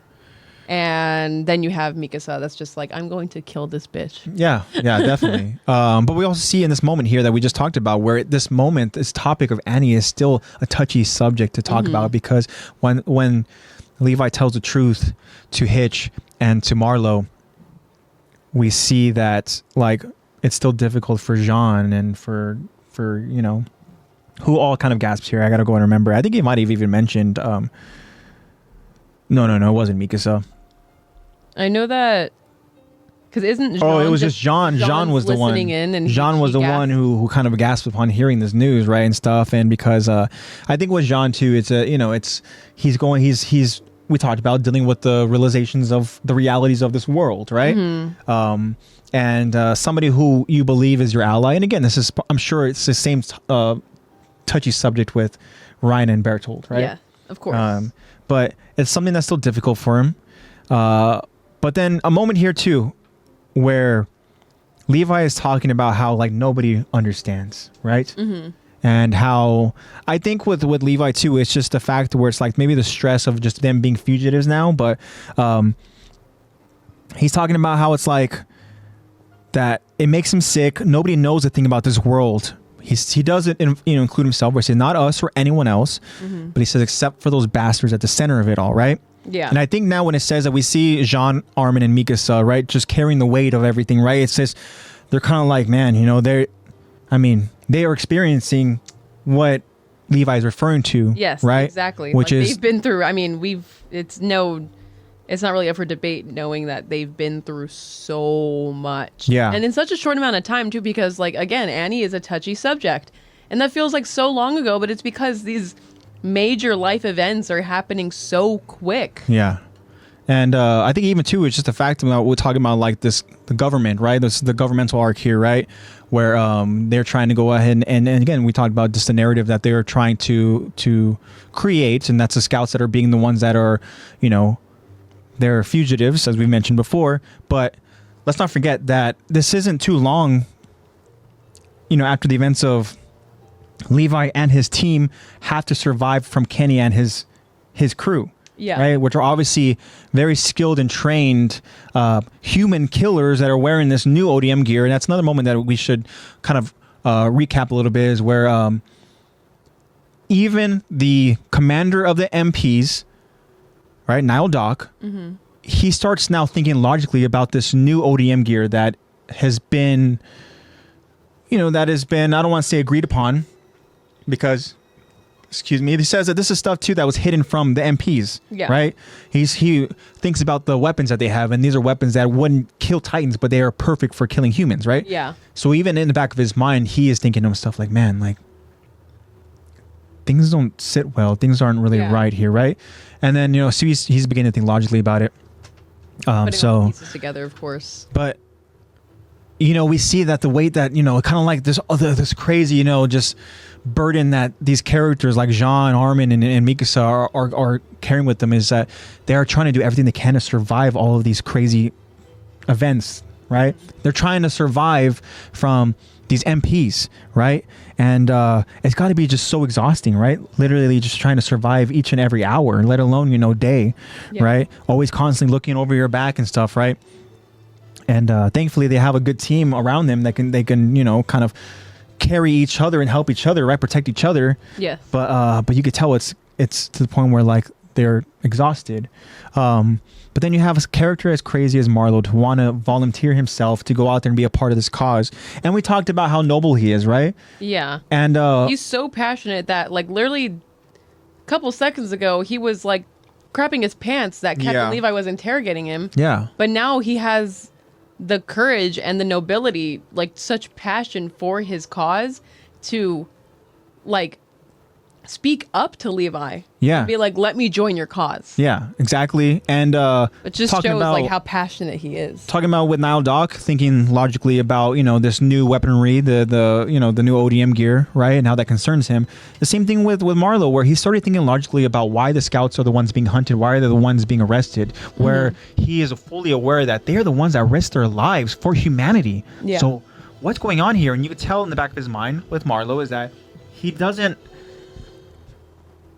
not necessarily blindly following this narrative, Yeah. I mean, he is like, yes, following he's following orders, but that he's still being very observant, putting the things together. That he's not completely 100% like faithful. He doesn't think that all these things are like inherently good. Yeah. So he wants to join the scouts, but he's got free will. But you have, Levi, words aren't enough at this point. I mean, obviously, they you can't go out there and completely trust the person to be your ally just based off of their passion. Like, one thing that Levi says is that he's like, I have no way of telling if you have enough resolve to make an enemy of the state, right? Which is so true, because it's not as easy and simple as like, oh, you want to be a scout? All right, okay, cool, welcome. Yeah, it's Are you prepared to You're literally going against the government? As we talked about, these scouts are trying to survive every minute of this day. Yes. Right? Is that something that Marlowe wants to be a part of? Do you think that you can go out and carry the same weight that these other characters are carrying? Like, there's no way of me knowing. I can't trust you. So, hey, just be appreciative that I'm not killing you. Yes. That I'm just taking you into the forest, giving us time to escape, right? But now let's turn to Jean. We talked about Jean and that character development, right? How what he experienced and him freezing in the moment, right? He's trying to go out there and show and prove to Captain Levi that he's not that same person. He wants to go out there and be about action now, right? And so it seems like Levi trusts Sasha more, because he goes out there and gives the order to Sasha to pretty much walk him over, drop him off, and then go and find us, right? Yeah. Which I think I would trust Sasha too, because of her natural hunting skills and instincts, right? Yeah. She's gonna be able to go out there and not get lost, right? But Jean adamantly and passionately tells Captain Levi, like, he asks him, would you let me do it, right? And I think I like what Levi says, because it's kind of like a foreshadowing thing, where Levi tells Jean, knock yourself out. Knock yourself out. And we'll understand very shortly why this is somewhat of a foreshadowing moment. But yeah. We could see that Jean's trying to atone for. He wants to be useful. Yeah, definitely. Oh, enough with the yawns. Whoa. Yeah. Felt that. Alrighty. Anything else to touch on what we just talked about here? I think we covered the important moments of it. But again, it's such an important moment that Marlo and Hitch have been given the truth, right? And again, this is something that they don't necessarily have to believe. They can just be like, you guys are full of shit. Like, you guys are just saying this, there's no way. Yeah. Right? They can, rightfully so, try to go out there and believe that the scouts are telling them lies. But it seems like, again, maybe it's the logical thinking behind it all, right? That they didn't take much to convince them. They believe that Annie was this Titan, And it could just come down to what they experienced about Annie and her being so distant and all that, and not wanting to make friends and being so mysterious and all that, right? But yeah, I mean, it's got to be difficult news to hear, when one of your, and it's kind of like similar to the scouts when you find out that who you believe is an ally really is like traitor, so it's like, wow. Yeah. So it's kind of like, man, that's something that they kind of, Marlo and Hitch just experiences that same feeling that the scouts were feeling about Rhina and Bertold and Annie. So let's continue on with the story here. So now we see Jean, and he's leading Marlo and Hitch deeper into the forest. We see that Jean has both their hands tied up together on the same rope, and he's using the rope like a leash just to keep both Marlo and Hitch in front of him. Jean, he also has his combat knife out just in case that they try anything. Jean leads them to what looks like a dead end, and we see that there's reached like a stone mountain. But Marlo tells Jean, all right, we'll forget everything we saw here. But then suddenly, we see this look on Jean's face. We see an unhinged look. We see this kind of like psychopathic type of look. And Jean tells Marlo, I know you will, because both of you are about to die. Right? Okay. And then we see now Jean, he points his knife at Marlo and Hitch as Marlo pleads, no, he said to let us go. But then Jean tells Marlo, I don't know why he says this, but yeah, I don't either. Talk about making an example of somebody. But Jean points his knife and he tells Marlo, the captain might be a big softy, but I'm not. I'm ready to do what needs to be done. Okay. Okay. But then Marlo... Yes, Levi's known for being a softy. I know, right? But Marlo continues pleading, you have to believe us. We won't betray you. We know that you're fighting to protect humanity. Right? Tell him. And then we see a petrified Hitch just nodding rapidly, showing that she agrees. But then Jean continues, as if I'd take your word for it. I can't trust you. Not with that hair. Who in their right mind would get a bowl cut on purpose? So how can I trust a single word you say? And now Jean, he has a point, but now Jean, he begins running towards Marlo and Hitch.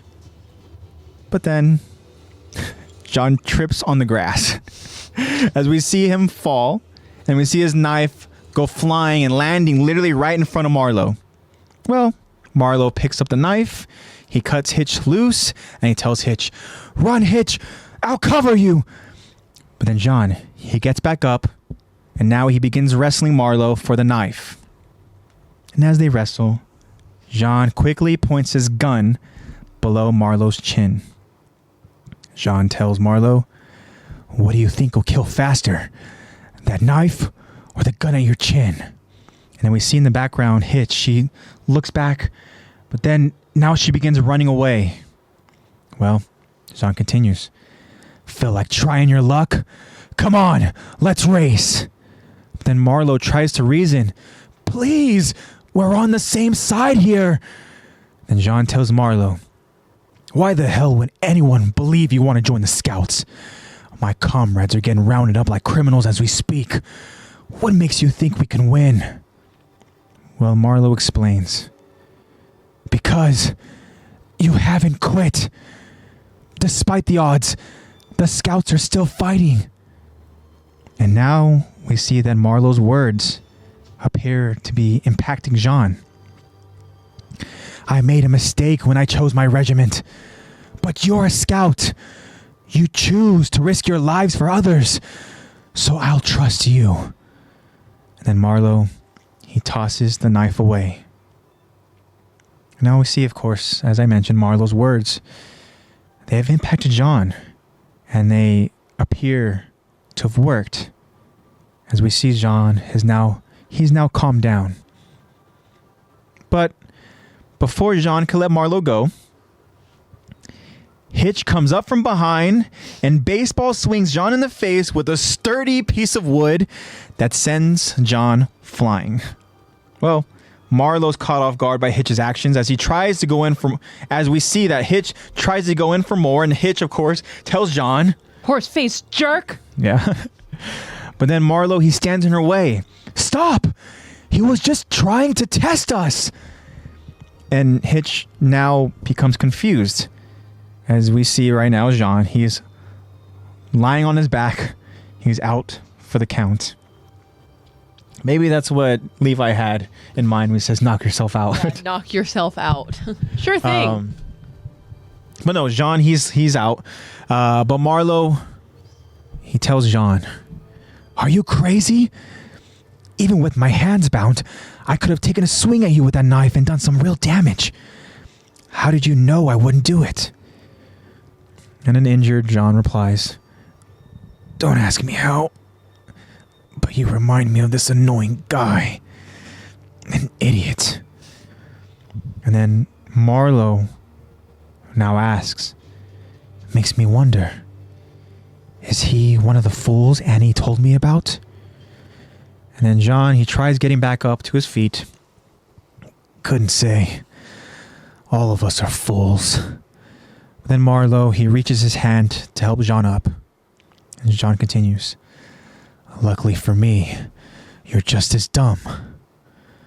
Marlowe, I think you've proved your dedication. This should be enough to convince Captain Levi. We'll be counting on you from here on out." All right.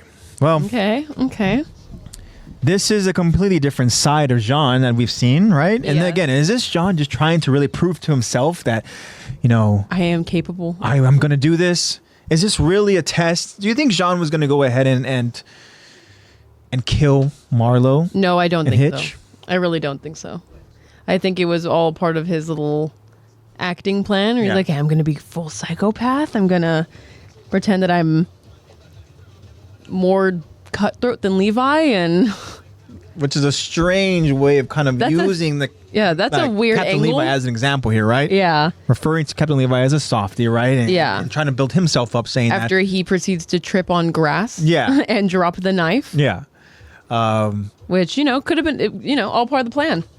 Oh yeah, for sure. That's It was why all part of the he plan. wasn't going to actually kill them. He just fell on purpose so that whatever, right? Yeah. So is getting knocked out. All part of the plan. Yeah, I think maybe that wasn't part of the plan because I Yeah. think he wasn't expecting Hitch to go. No, and, it was like, oh, she came freaking back. slug this dude in the Yeah. face, right, with a freaking hefty just piece of like a tree. Yeah. Just like those big branches. Yeah. Marlo was like, "Stop." Obviously, Marlowe wasn't even, he didn't even think that Hitch was going to go and do that, right? But, however, I mean, whether it was a test or not, things played out the way they did, and it was enough for Jean to see that Marlowe is somebody that we can trust, right? Yeah. I do like how Marlowe's kind of even knocking, like, he's knocking Jean's skills because he's like, essentially, are you mad? Like even though I was bound by these ropes, I still could have I know, done some serious damage to you, I still could have killed you. Which I was thinking too. I was like, okay, Jean trips, he goes and he falls, right? He loses the knife.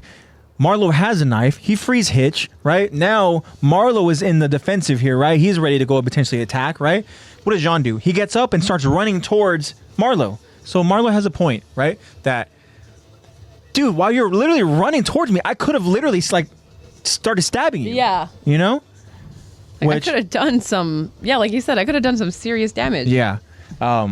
But hey, that was enough of a test. But I guess it worked. Yeah, it worked. Didn't go exactly according to plan, but it worked. Yeah, we'll talk a little bit more about what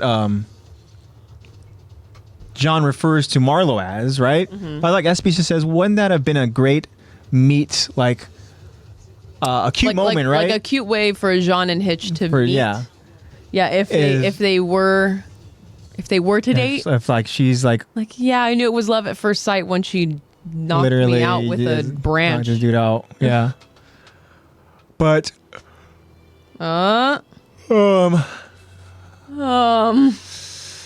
I don't think Hitch is into horse faces, which obviously she screamed that she was going to literally go in for more slugs. Yeah. Horse face jerk. Marlo saved this dude. Like literally, like she's going to go out there and full Negan this fool, just like. Oh my gosh, yeah. I mean, she thought that she was going to die, so. Yeah. I do like, so speaking of SB, speaking of cute moment here, is that when Marlo and Hitch were both like afraid, right, for their lives. Understandably so, when you have somebody who's looking at you literally like I'm gonna kill you guys, right? Like all just like a psychopath, right? What I found was very cute was that Hitch was like holding on to Marlo's like arm, you know, whereas Marlo's the one trying to reason and everything, right? He's like, whoa, hey, yeah, like relax, like we're not gonna say anything, his right? Logical self and yeah, I thought that was kind of cute that that Hitch was like, you know. Felt well, she obviously didn't feel safe, but like at least, you know, she felt a little comfort. Yeah. It feels a little comfort in Marlo. I thought that one was kind of cute. And plus what was also cute is the fact that she came back for Marlo. She didn't just leave this dude to go out there and fight for himself. So you she can came tell back she and does, you know, she doesn't hate Marlo. She gave a good little swing to Jean. That when you watch the episode, it's so funny because yes, in real life, if somebody would have been freaking slugged in the head blindly by a good like a solid tree branch, right? Then they would freaking fall over, right?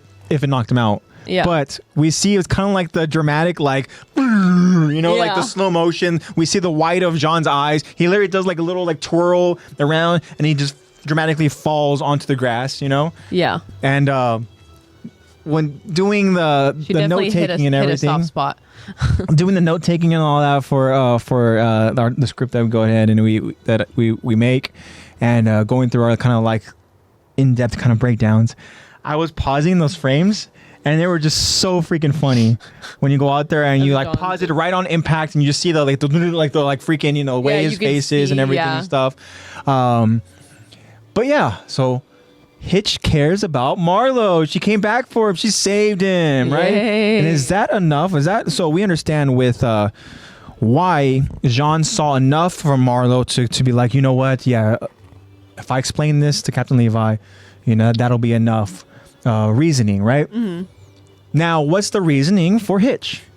I was just thinking that. Is that like, because she came back and she was willing to go out there and loyal for Marlo and came back and tried to kill me? Like, no, I guess it's more of just so she's loyal to Marlo and he's like, here, so I guess she'll tag along. She packs a pretty solid punch. Yeah. Yeah. Or maybe it is just like our package deal. Yeah. Right? Like, oh, she'll just go wherever Marlo goes. So. Yeah. And I guess you have to include her because if she isn't included and say Marlo goes about, you know, carrying this new mission when now he's a scout. This information that she's going to go back and she's going to say something, right? But yeah, interesting. And so now I want to talk about the reference that Jean makes to Marlo, right? Where, let me go ahead and find it. Right. Talking about how Marlo asked Jean, are you crazy, man? Like, as I talked about, like, I literally had a knife in my hand. I could have done some real damage. But then he asked him, how did you know that I wouldn't do it?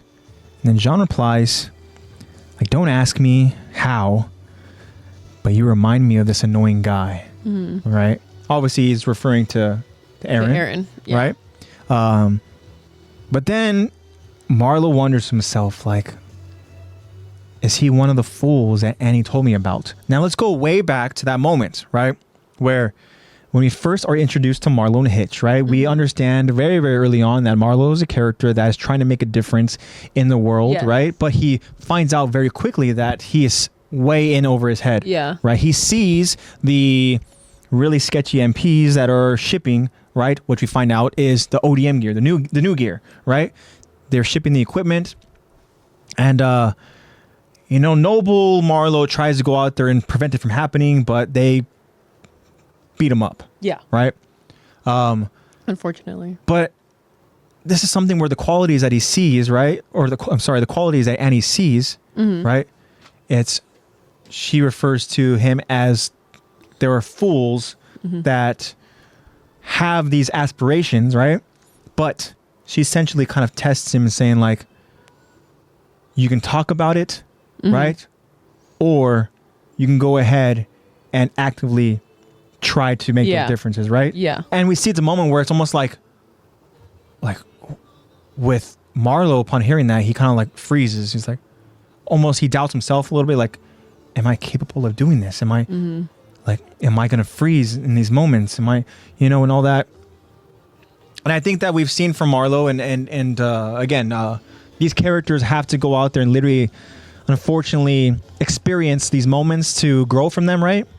And unfortunately for Marlo, his moment was getting jumped by MPs as they were literally all just like kicking him and they were like hitting him with like the butt of their rifles and stuff, right? Very early on, unfortunate lesson learned. But it seemed like he had this kind of, if I remember correctly, this sudden resurgence where he's like, I am going to be that person. I am going to go out there and not be one of those fools that doesn't make a difference, right? So it makes him now wonder to him, is like, is this the same person that Annie is referring to, right? And, well, we know that Aaron is definitely about the action, right? Yes. That he goes, he doesn't just talk the talk, he walks the walk, right?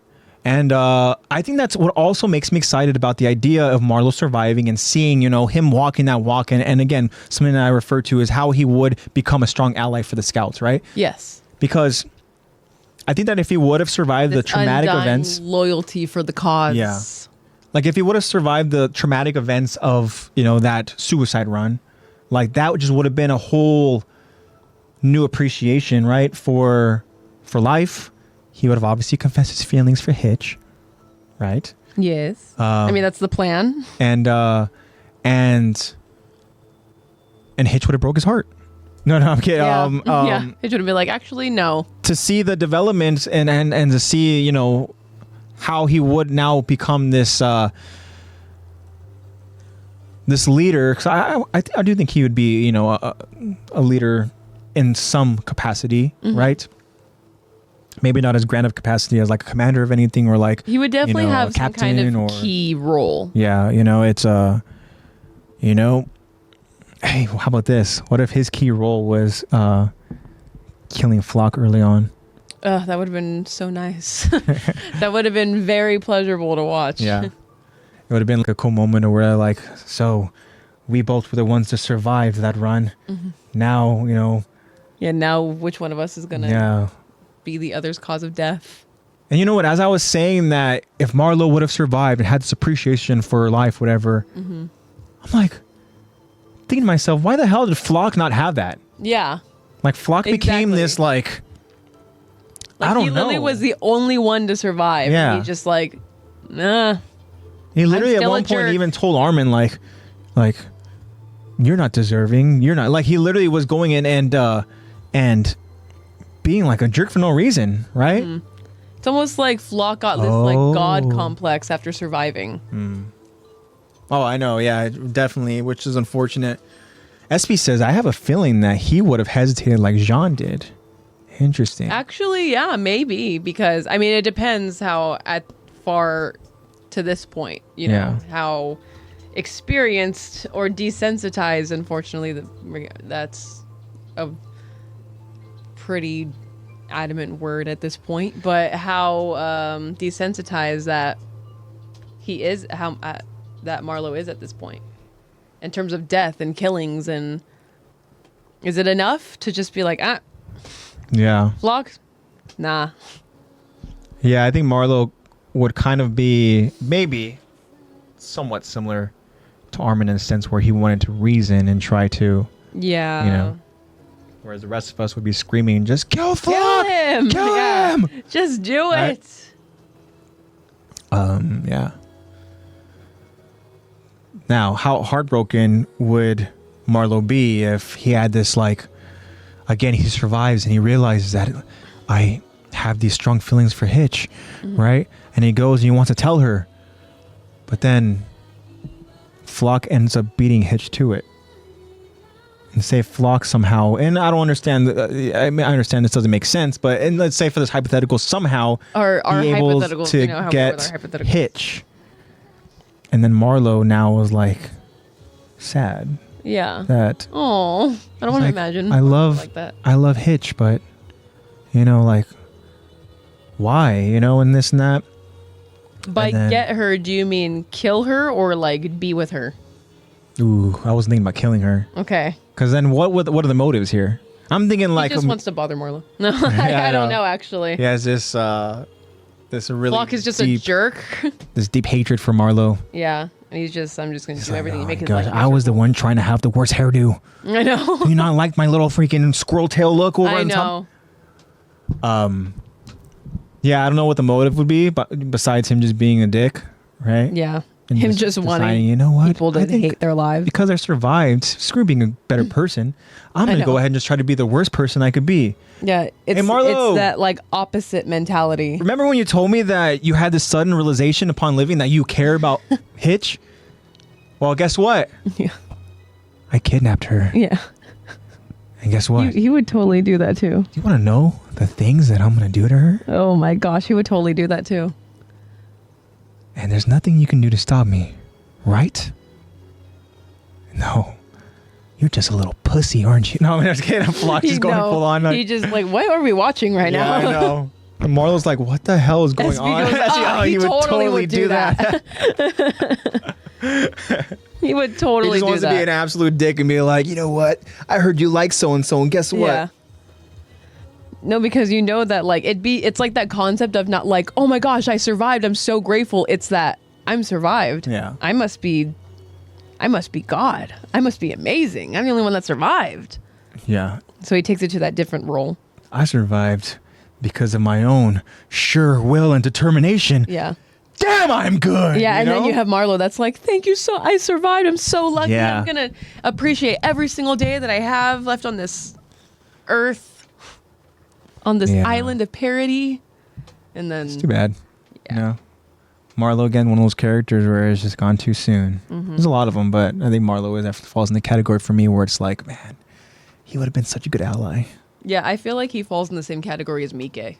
Really? Yeah. Wow. 'Cause I think it would have impacted the Mike story is a like, lot. I feel like, okay, yeah, in terms But of. Mike is the game changer, though. Yeah. I feel like if he would have survived, the game would have completely changed. Yeah.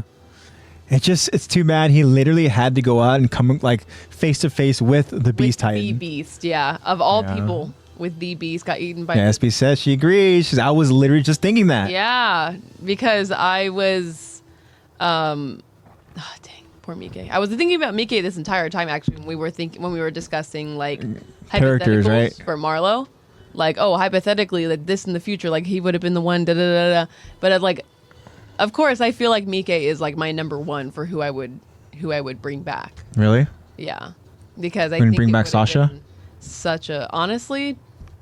Oh, bring back wow. Because I feel like it would be such a game changer with Mike. Really? You wouldn't bring back Irvin? It's just we didn't really. Well, yeah, but Irvin lived his purpose though. I feel like his death made a lot of really great character development for a lot of really great characters, and I feel like that is hard to replicate without a major interesting. death. So I feel like it had to happen. Of course, it sucks. Of course, I was so sad about it, but I feel like it had to happen. Yeah. But with Mike, dang man, we Plus- didn't even get to see so much of him. We're gonna go back on a Mike rant. Yeah. but you guys, I'm curious. I want to know guys from you know. guys, like, who is a character that you would love to go out there and bring back? Who is the character you want back? Mm-hmm. You know? That's definitely a Q&A question we've asked before. I feel like a Spotify Q&A. Yeah, it might have From, like, been, back but when. I want to know from you guys. Is it Marlo? But now where we're at Mike? currently in the story, they're Is it? we can bring back more. Yeah, where we're currently at. Yeah, where we're currently at in the anime. Season. Kyron says, "Give me back Sasha." Yeah, Kyron is I like it. Sasha's Kyron's girl. Yep. Yeah, SB says SB Sasha, of course. Yeah. I like it. Man, the thing about too was Sasha, her role, right, in all this and stuff, right? Obviously, she's a great support character, right? Yeah. But do you think that she would help prevent Connie from doing what he did and trying to go ahead and feed, Falco to his mother? Or there's no preventing it? I think she would have definitely tried to reason with him. I think possibly it could have been a test of their friendship if, he was just like blinded by like, oh no, I'm not going to listen to you. Taekwondo may have a little break. Yeah. But I think eventually, she's totally going to be like, I totally understand. Definitely. Like, I understand where you're coming from, but this isn't the way to go about it. I think a character that SB says bring back Marco. I was thinking about him too. Yeah, that's another. Because I feel like that's someone that some people voted for when we did ask that question. Well, thinking about Marco now, Marco is a character where, like, let's say where his story is gonna go ahead and kind of play out, right? That we know that he's gonna be an MP, right? Mm-hmm. He wants to be an MP. So now he lives, right? That changes things for John. Yeah. Right. I'm pretty sure we've had, unless I'm having deja vu, we've had this exact conversation So with then this Jean exact Q&A review where it's like, MP. what about Jean's his reasoning for becoming a scout and his whole reasoning for moving forward and all that? Like, what that changes so much if Marco was still alive, because it's Marco's death that is kind of a wake up call for him. Which it sucks. Again, it sucks that there's these characters that their deaths, they have to die in order for people to progress and for people to have this wake up call. It sucks that they have to die for it, but like Rod Rice, right? Why do you have to die? Okay. Clearly we're thinking about two different things. Like Rod Rice, right? Guys? Kenny Ackerman. Why did Kenny have to go? Yeah, why did Flagel, Yeah, Flagel. Flagel's not dead. We haven't seen Flagel die. Flagel. Unless he was one of those off-screen deaths. I know. We have no idea what's going on with Flagel. Speaking of, we decided to go out there and bookmark a certain question that Eddie I was just about to bring that up too. After being talking about Hitch. Because we were thinking, where's Flagel right now? And then it goes, where's Hitch? Where's Hitch right now? Okay, so where is she? Last time we saw her is that she watched Annie, right? As Annie went and she left. She was able to escape from Hitch. She is able to escape from Hitch. Yeah, from Hitch. She escaped from her. Thank goodness. Yeah. Oh my gosh. Well, because she did try to go after her, and then Hitch obviously was throwing her around. Do you think Hitch is bi-curious? Hitch? Yeah. I think she just wants to be wanted by anyone. Okay. So I don't think she would mind being wanted by women, but I don't think she would ever go after one. I don't think she'd ever actually date one. She gives off pick-me vibes. Okay. But Hitch is alive. We can say, right? Can we? So she's alive. We understand that the rumbling is happening away from the island of Parody, right? Yeah. Because obviously the idea is to kill everything else outside of the island. Yeah. Right? So, I mean, characters like, Hitch, like Historia, right? I mean, they are, I would imagine, what's going on there. They're just trying to now live with the effects of what the rumbling, where it started, right? So we know that it started with the walls and everything, right? So who knows how they're trying to go out and literally bounce back from all that. Yeah, it's so weird because Historia was such an important character, right? Yeah, and so very to not see her character, and suddenly we're so all where is she? She's pregnant somewhere with a farmer. What is going on? Yeah. But I'm sure we'll hear from her soon enough. Marco would be a cool character to see, but I just feel like if he would have lived, then things would have been so different. Yeah. Jean wouldn't be tripping on grass and dropping knives. John would be even more annoying character. Yes. He would just be this self-righteous MP that just is full of himself, and and it just, because I feel like it really is Marco's death what shoots him into his glow up that we talked about earlier. Yeah. Because who knows? Who knows? But dang it, I do miss Marco. Yeah. And it's Andrew so weird Garfield. to say. Yeah, Andrew Garfield, yeah.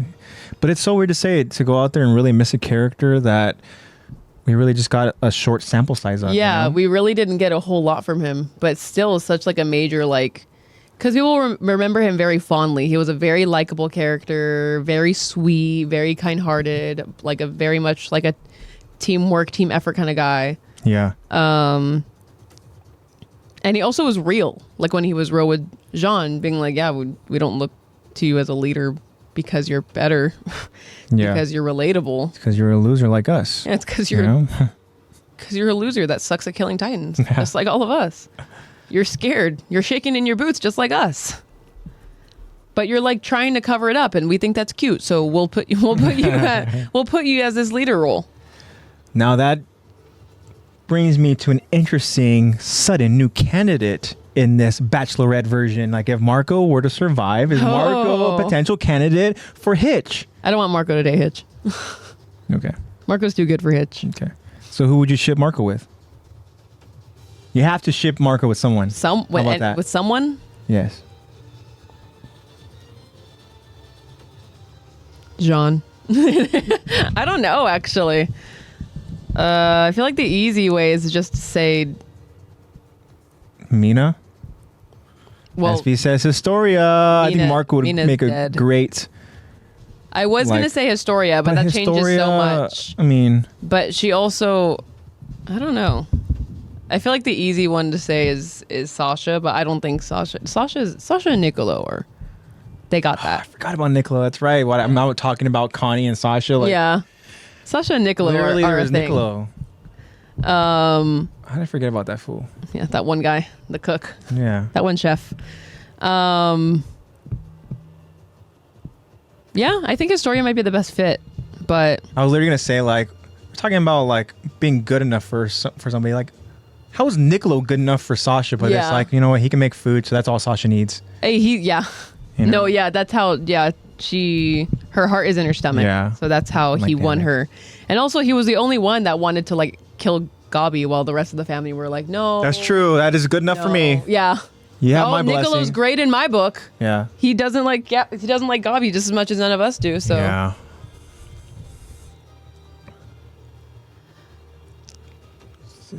So, who are you shipping Marco with? I guess I'm saying Historia. Historia? All right. Yeah, I would have loved to have seen that. I think it would be interesting to see play out.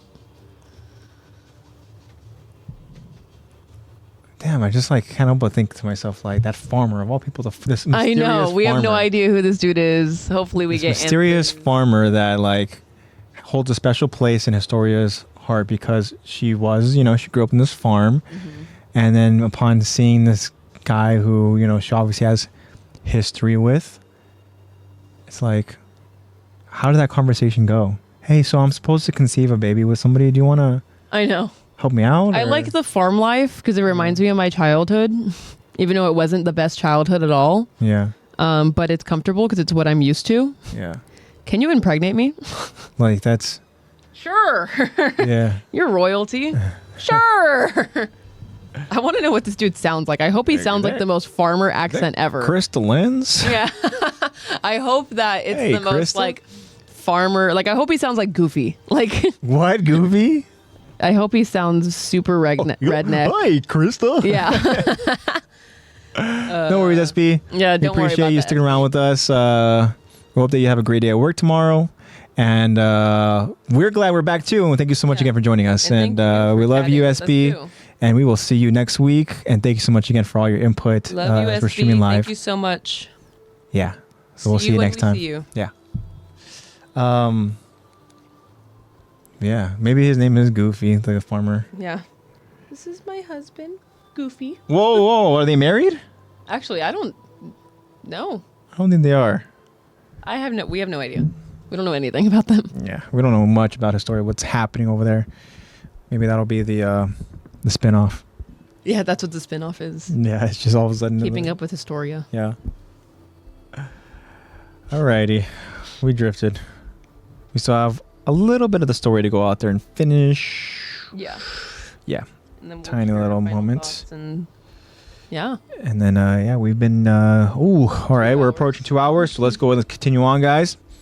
Here we go. So, continuing on with the story now, as we have seen with John, and he's seen enough of Marlowe and apparently Hitch that, hey, you know what? I can convince Captain Levi that you guys are cut out to be scouts. Mm-hmm. So now here we are inside of this forest as we see somebody spying on the MPs. Interesting. And we see that someone is Marlowe, as Marlowe says, as far as I know, this is the least manned checkpoint in the region. And then we see that Marlowe, he's actually explaining this to his new captain, Captain Levi. Ah. We see Marlowe and Hitch, they have their uniforms back. They're hiding in the forest with Levi, as Levi responds, "Good. We'll handle things from here. Get back to your squad before they're suspicious." Of course, yeah, that's a good point. Yeah. Yeah. Great. Hey, where'd those rookies go? Yeah. But then we see now Marlowe and Hitch, they're leaving back to their squad.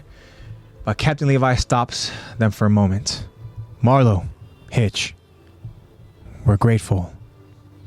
And we see that they're both surprised by Captain Levi's gratitude. But then they both salute the captain and they carry on. Maybe he is a softie. Yeah, maybe he is. Kind of Maybe giving John is onto softie this something, episode. Levi, he now turns his attention to the mission as he tells his team, "All right, this time we're picking the fight." And then at the checkpoint, we see a good amount of MPs that are standing around, that are just all guarding, right? But then we see one specific high-ranking MP. He's in a tent. And we see that he appears to be like taking some sort of notes.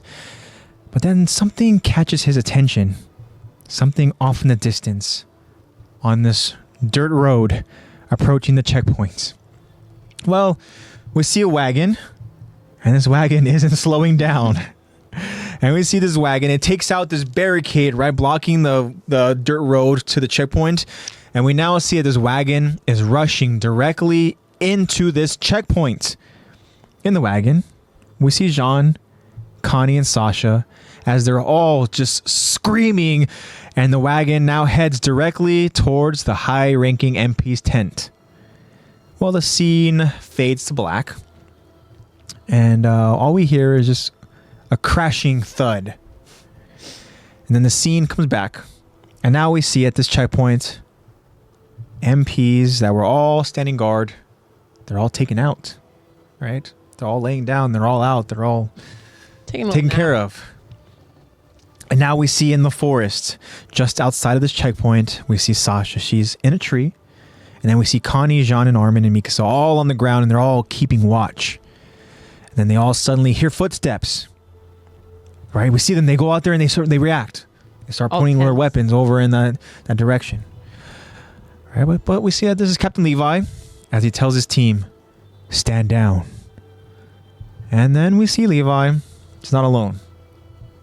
Levi is walking towards his team while he's dragging that high-ranking MP by his hair. Right? Has to be not painful at all. Yeah. So relaxing. Then Armin tells Levi, "Captain, isn't he?" And Levi answers, "He's with the Interior Police. I've got questions for him. Let's move." To be continued. And that's the episode. All right, yeah. Part 2. So, cool. Marlowe and Hitch are able to go out there and show their John worth. was able to convince Levi. Yeah. Obviously, Levi's a softie. Didn't take much convincing, right? Yeah. But also Marlowe's resolve, and then, Hitch is there. Yeah, Hitch is just part of the package. But they helped out because what happens? They go out there and they're able to show, at least, point them in a direction of this checkpoint. And this is the least manned checkpoint. So, Yeah. It's like he's not sending them into a trap, right? He's like, okay, he's explaining to them, this is it. This should be easy for you. Yeah. And man, kudos to Jean, Connie, and Sasha for just literally, essentially blindly just full on sprint in this wagon heading towards a checkpoint because who's to say they don't start raining freaking fire on them, I know, like instant death. Yeah, they have weapons. And then, right? it faded to black, but we can it's insinuated that obviously everything was taken care of, no problems were had, like taken care of perfectly by the plan. Like they're a really great unit, a really great team. So yeah, I mean, I'm guessing no one hesitated. There didn't seem like there were any problems. Yeah. So didn't seem like it. It seemed like they made quick work of it, because the next time we see the scene come back, like we had mentioned, the MPs that were standing guard, they're all, they've been taken care of, right?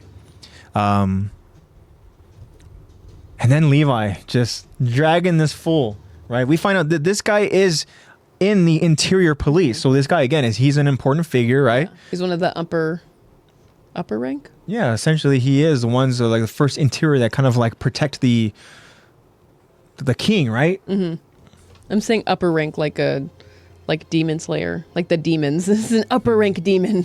You know what's funny is that's actually another anime I thought about watching on the flight. But I was like, you know what? I've told myself so long that Hunter x Hunter is like an anime I need to start watching again. I need to watch this. And I'm like, man, you know what? This would be a good chance to go out there and start watching again. And it was.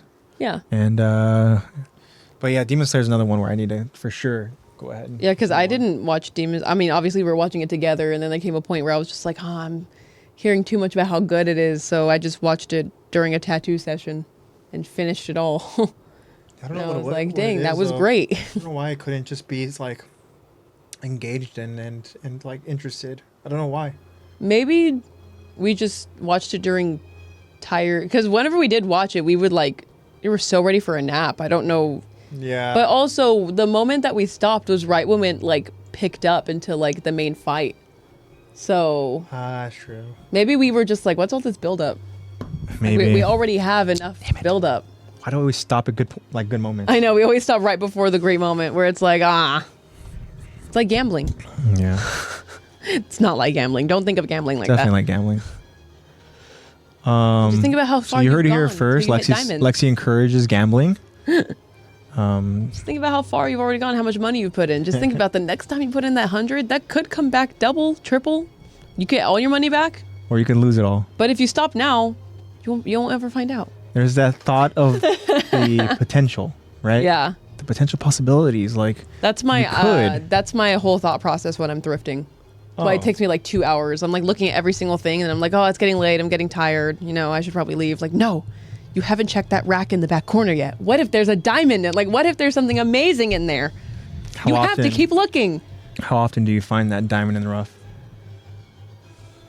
If it's not within like the first 30 minutes, usually not at all. All right. Maybe I'll find something really interesting, or I'll find something really nice for someone else, but not usually for me. Like, oh, great. Because I usually like go to the places that I know will have nice stuff that I'll like first. And then I'll be like, oh, maybe I'll get another big t-shirt for all of my other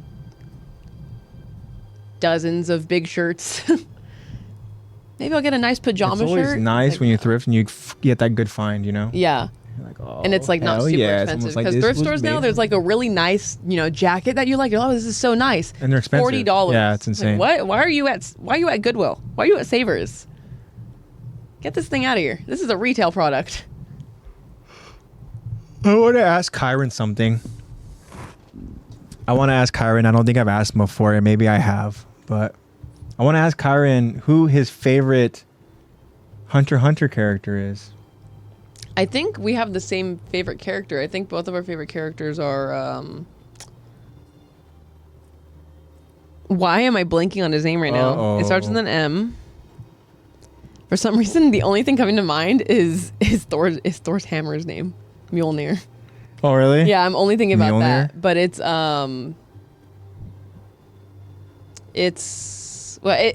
the king. It's King. Okay. Him. King Mjolnir. Yeah, King Mjolnir. Right.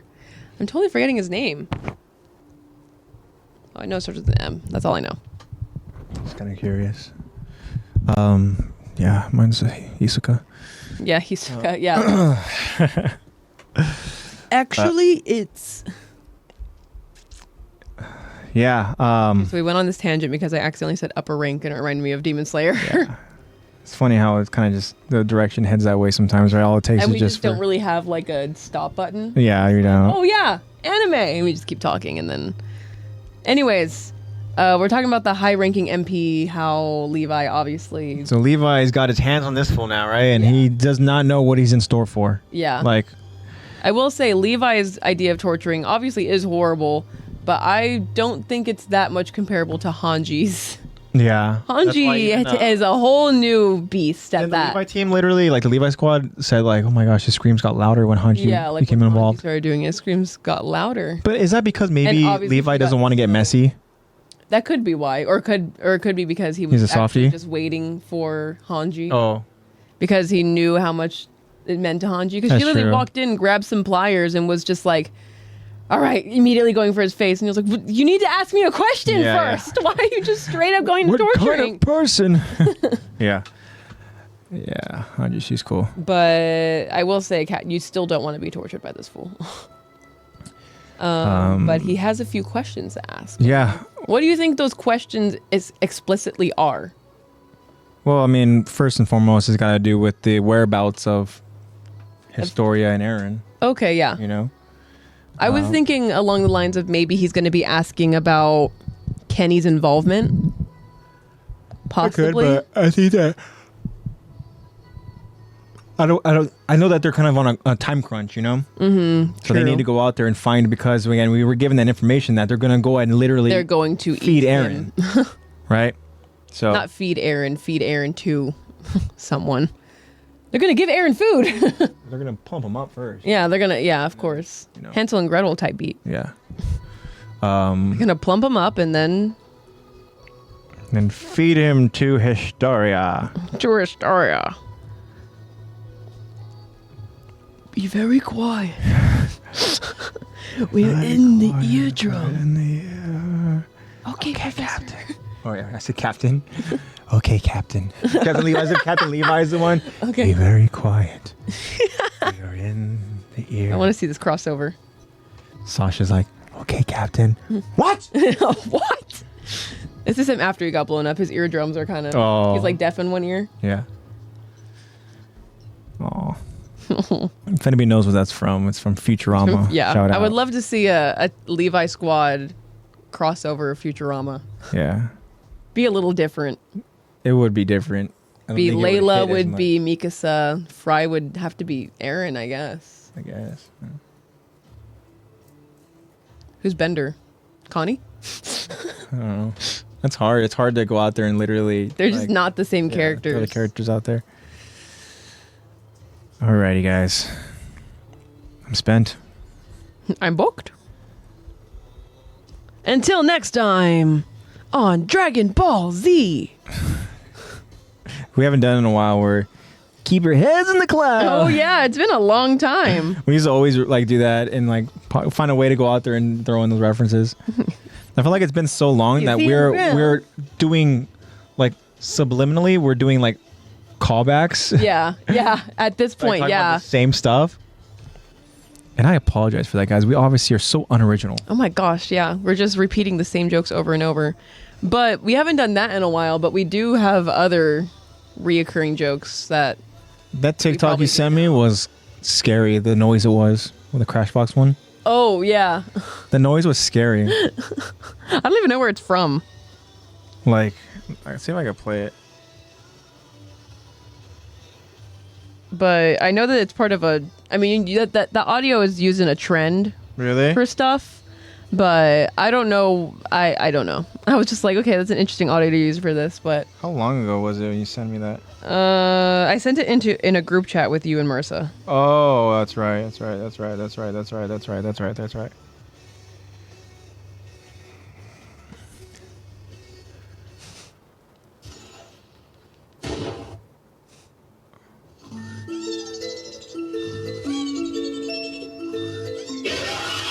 Like, what is that noise? I think that... I don't know. It's like it sounds like an animatronic clown laugh. That is terrifying. That's the best way I can describe it. Well, on that note, guys, well, do we have any other final thoughts? I think we pretty much covered what we needed to cover in terms of this specific breakdown of this episode, right? Yeah. Cool. We got some new allies. Hypotheticals. And new scouts. That's what the title is. Yeah. But just some like. This episode was more of like interesting hypotheticals, getting back to you guys. You know, dating and. You can totally see the dirty bottom of my foot. Not for free. Wow. Oh my gosh, that thing is so dirty. Yep. You could tell I just walk around with my socks. Just the socks all day. No, this is when I noticed. Oh, okay, let's put that down. Yeah, there's a realization. All right, let's put that thing down. That thing is so dirty. Anyways, I take Zelle and PayPal if you guys want to pay me for that foot shot. Yeah, this episode was definitely more of just like a hypotheticals, just talking about Hitch and I almost said Marco and Marlo. Yes, the noble Marlo. We did talk about Marco.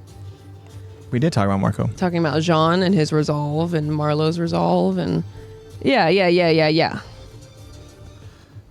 and then we will finish this episode. Like a fugitive government episode. Next week for sure, part 3. But yeah, till then, guys, we appreciate you guys for whoever stuck around for. I know this is a while.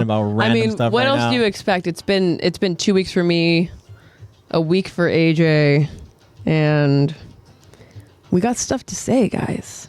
Yeah, yeah, we got stuff to say. Even though, like, we do have stuff to say currently, and that's going to be talking about some merch, talking about some art. Yeah, we do have stuff to say. We might as well get to that stuff right now, and then we'll get to a close. But thank you again for who stuck around and you're currently listening.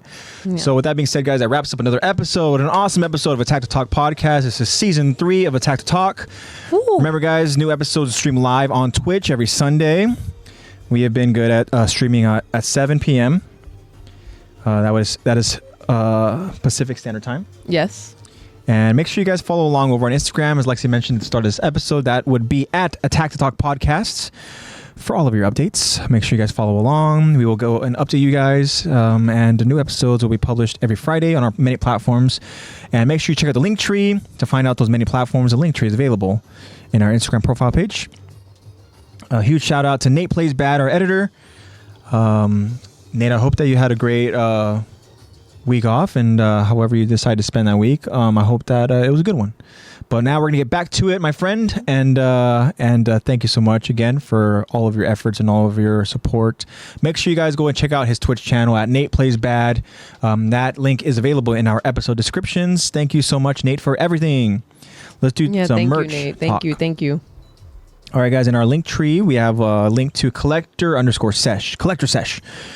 That link will take you to their online store. You can browse through the many different anime merch that is available for purchase. Make sure you guys go out there and check out all the awesome stuff that they have, right? If anything catches your eye, by all means, purchase it. They also have a second Instagram at Geeky Statues, where you can go out there and check out the different figurines, different awesome little merch, assorted merch that they have available there.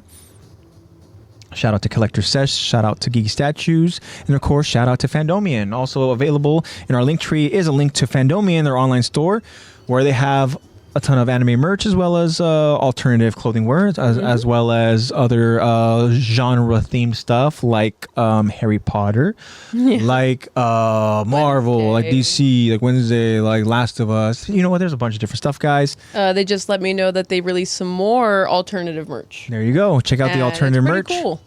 I like it. And if you guys see something that you like, make sure you guys use that promo code. And that is promo code LEX, promo code LEX, and that will get you guys, save you guys 10% off of your purchase order. So go to that link, go to that online store. You have a link for Collector Sesh. You have a link for Fandomion. There's a promo code for you guys to use for Fandomion. That promo code is LEX, LEX, for 10% off your discount. Happy spending, guys. All right, now let's talk about some art. We got some artistes among us. And that would be our friends. That would be Eddie Hinston. He has a page delegated and solely focused on his art on Instagram, and that is Art Dewan. Check it out, guys. Go support him. Check out the different art that he has available that he posts. It's really, really awesome stuff. And we also have our friend of the show, Kyron, who he's been doing his own different creative form of art, and that is photography. So shout out to Kyron. Go check out his Instagram, which is photography by K.A. by K. Is it photography or portraits? Portraits. It's portraits by K.A. By K.A. K.A. K.A. K.A. Yeah. I think. Go check it out, guys. We're following it. We are following it. Go to our Instagram, go to our followers, and go and check it out. But huge shout out to our friends, Eddie, our friends, Kyron. You know, we have other creative friends. So shout out to all of you. And another also creative person, and then I believe we actually reposted some of their art, is Caesar. Yes. Right? Caesar has been on the AOT train. Oh my gosh. Love it. Yeah, definitely has. I love to see it. To see the art. I don't know if we're any kind of influence on that. And you know, calm down. You're acting like a real Jean there, okay? And then we have, you know, Eddie talking to him and everything, meeting him in person. Yeah. I hope so. That'd be awesome. Bringing people together through Attack the Talk. But either way, we're just so lucky to have love seeing the content. I mean, just to have Caesar creating this awesome AOT art, it's freaking amazing. Go check it out, guys. Go to his Instagram at @art_of_Caesar_. We are also following Caesar. There also is a link available in our link tree, so you can check out the art that he has available for purchase. But go check out his Instagram because he's posting some incredible art. The one that we did repost was an awesome Attack Titan. We get to see Aaron's Titan in full force, right? As we see the Titan user over there attached to the Nape. It's so freaking cool. Go check it out, guys. Shout out to Caesar. Shout out, as I said, to our creative friends. Yeah, it's so cool. So cool to go and be among so many artistic buddies. It's really, really awesome to see. Like such creative mind. Yeah. I love seeing the passion in all of you guys. For sure, guys. So now we're going to finally get to a close. And again, I want to say thank you so much, guys, for the continuous support. For you guys spreading the word. You know, we see that Kyron is spreading the word through TikTok, and when Kyron sends us, you know, awesome messages and stuff like that, showing that people are reacting, and people are sending messages saying they're like awesome, you know, like they are cool. It's exciting for them to go out there and find new AOT content because just like us, I mean, it's like, man, anytime we get an opportunity to talk about AOT, like it's a great time. Right, and of course, shout out to Eddie also because for one of our responses was one of his friends. You know, she responded to our Q&A, and it was cool, right? So thank you for spreading the word. So thank you guys so much for spreading the word. We really, really appreciate that from the bottom of our hearts. We really do. Make sure you guys stay up to date, as I mentioned over on the announcements that we have, and announcements really aren't announcements, but they're pretty much just like the poll questions, the Q&A responses, or the Q&A questions, and make sure you guys keep an eye on for those. As Lexi mentioned, that we do the poll on Saturdays, the questions on Fridays. Yes. Yeah. Sorry, I don't. Yeah. So we do that. Make sure you guys keep an eye on that. And we really look forward to you guys' responses, your guys' feedback. And we love diving into it. As you guys know, that we spend like pretty much 40 minutes, what it seems like at the start of our podcast episodes, delegated to just talking about the results. And it's only getting longer and longer because we're getting more and more. More and more responses. You know? It's so awesome. Much fun seeing everyone. Like now there can be like trends in votes and like I mean not in votes but like in Q&As and stuff and like hearing all the different perspectives and you guys spreading the word. It means so much to us. But it's really cool seeing this community like slowly growing, and we know that Attack on Titan has a huge community, but seeing this community and how like I just really love this community that we have. It's so welcoming and so like supportive and so nice and like Yeah, I mean, I love you guys. We have said it plenty of times before. We have really appreciated your guys' support, but really, you guys are so awesome. And when you guys join us live, it just the experience is just made like it's that much greater. And like we could have only dreamt of like discussing with people like this, you know, as involved and passionate about Attack on Titan as we are. So we love you guys so much. Make sure you guys continue,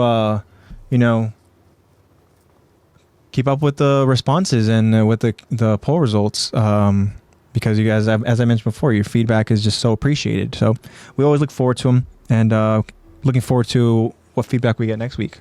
So with all that being said, guys, again, shout out to the loyal listeners, shout out to the ones listening currently as we're still streaming live, and a shout out for the ones that are listening when we publish over on Fridays, or whenever you guys end up getting to the episode. The fact that you guys took the time out of your day to listen to us, it's just thank you so much. Shout out to the Levi squad and the OGs, the day ones, and it feels so good to be back. It took a little while to go out there and kind of brush the cobwebs a little bit, and we apologize for us kind of just a little bit of a frazzle. You can see that this still isn't as second nature to us, but once I feel like it's just first getting into it. Yeah, we still have a little bit of nerves, obviously, because we care so much about this. But then when we're in it, it's just obviously we're over 2 hours. You see the passion, just like how we see the passion from you guys, for sure.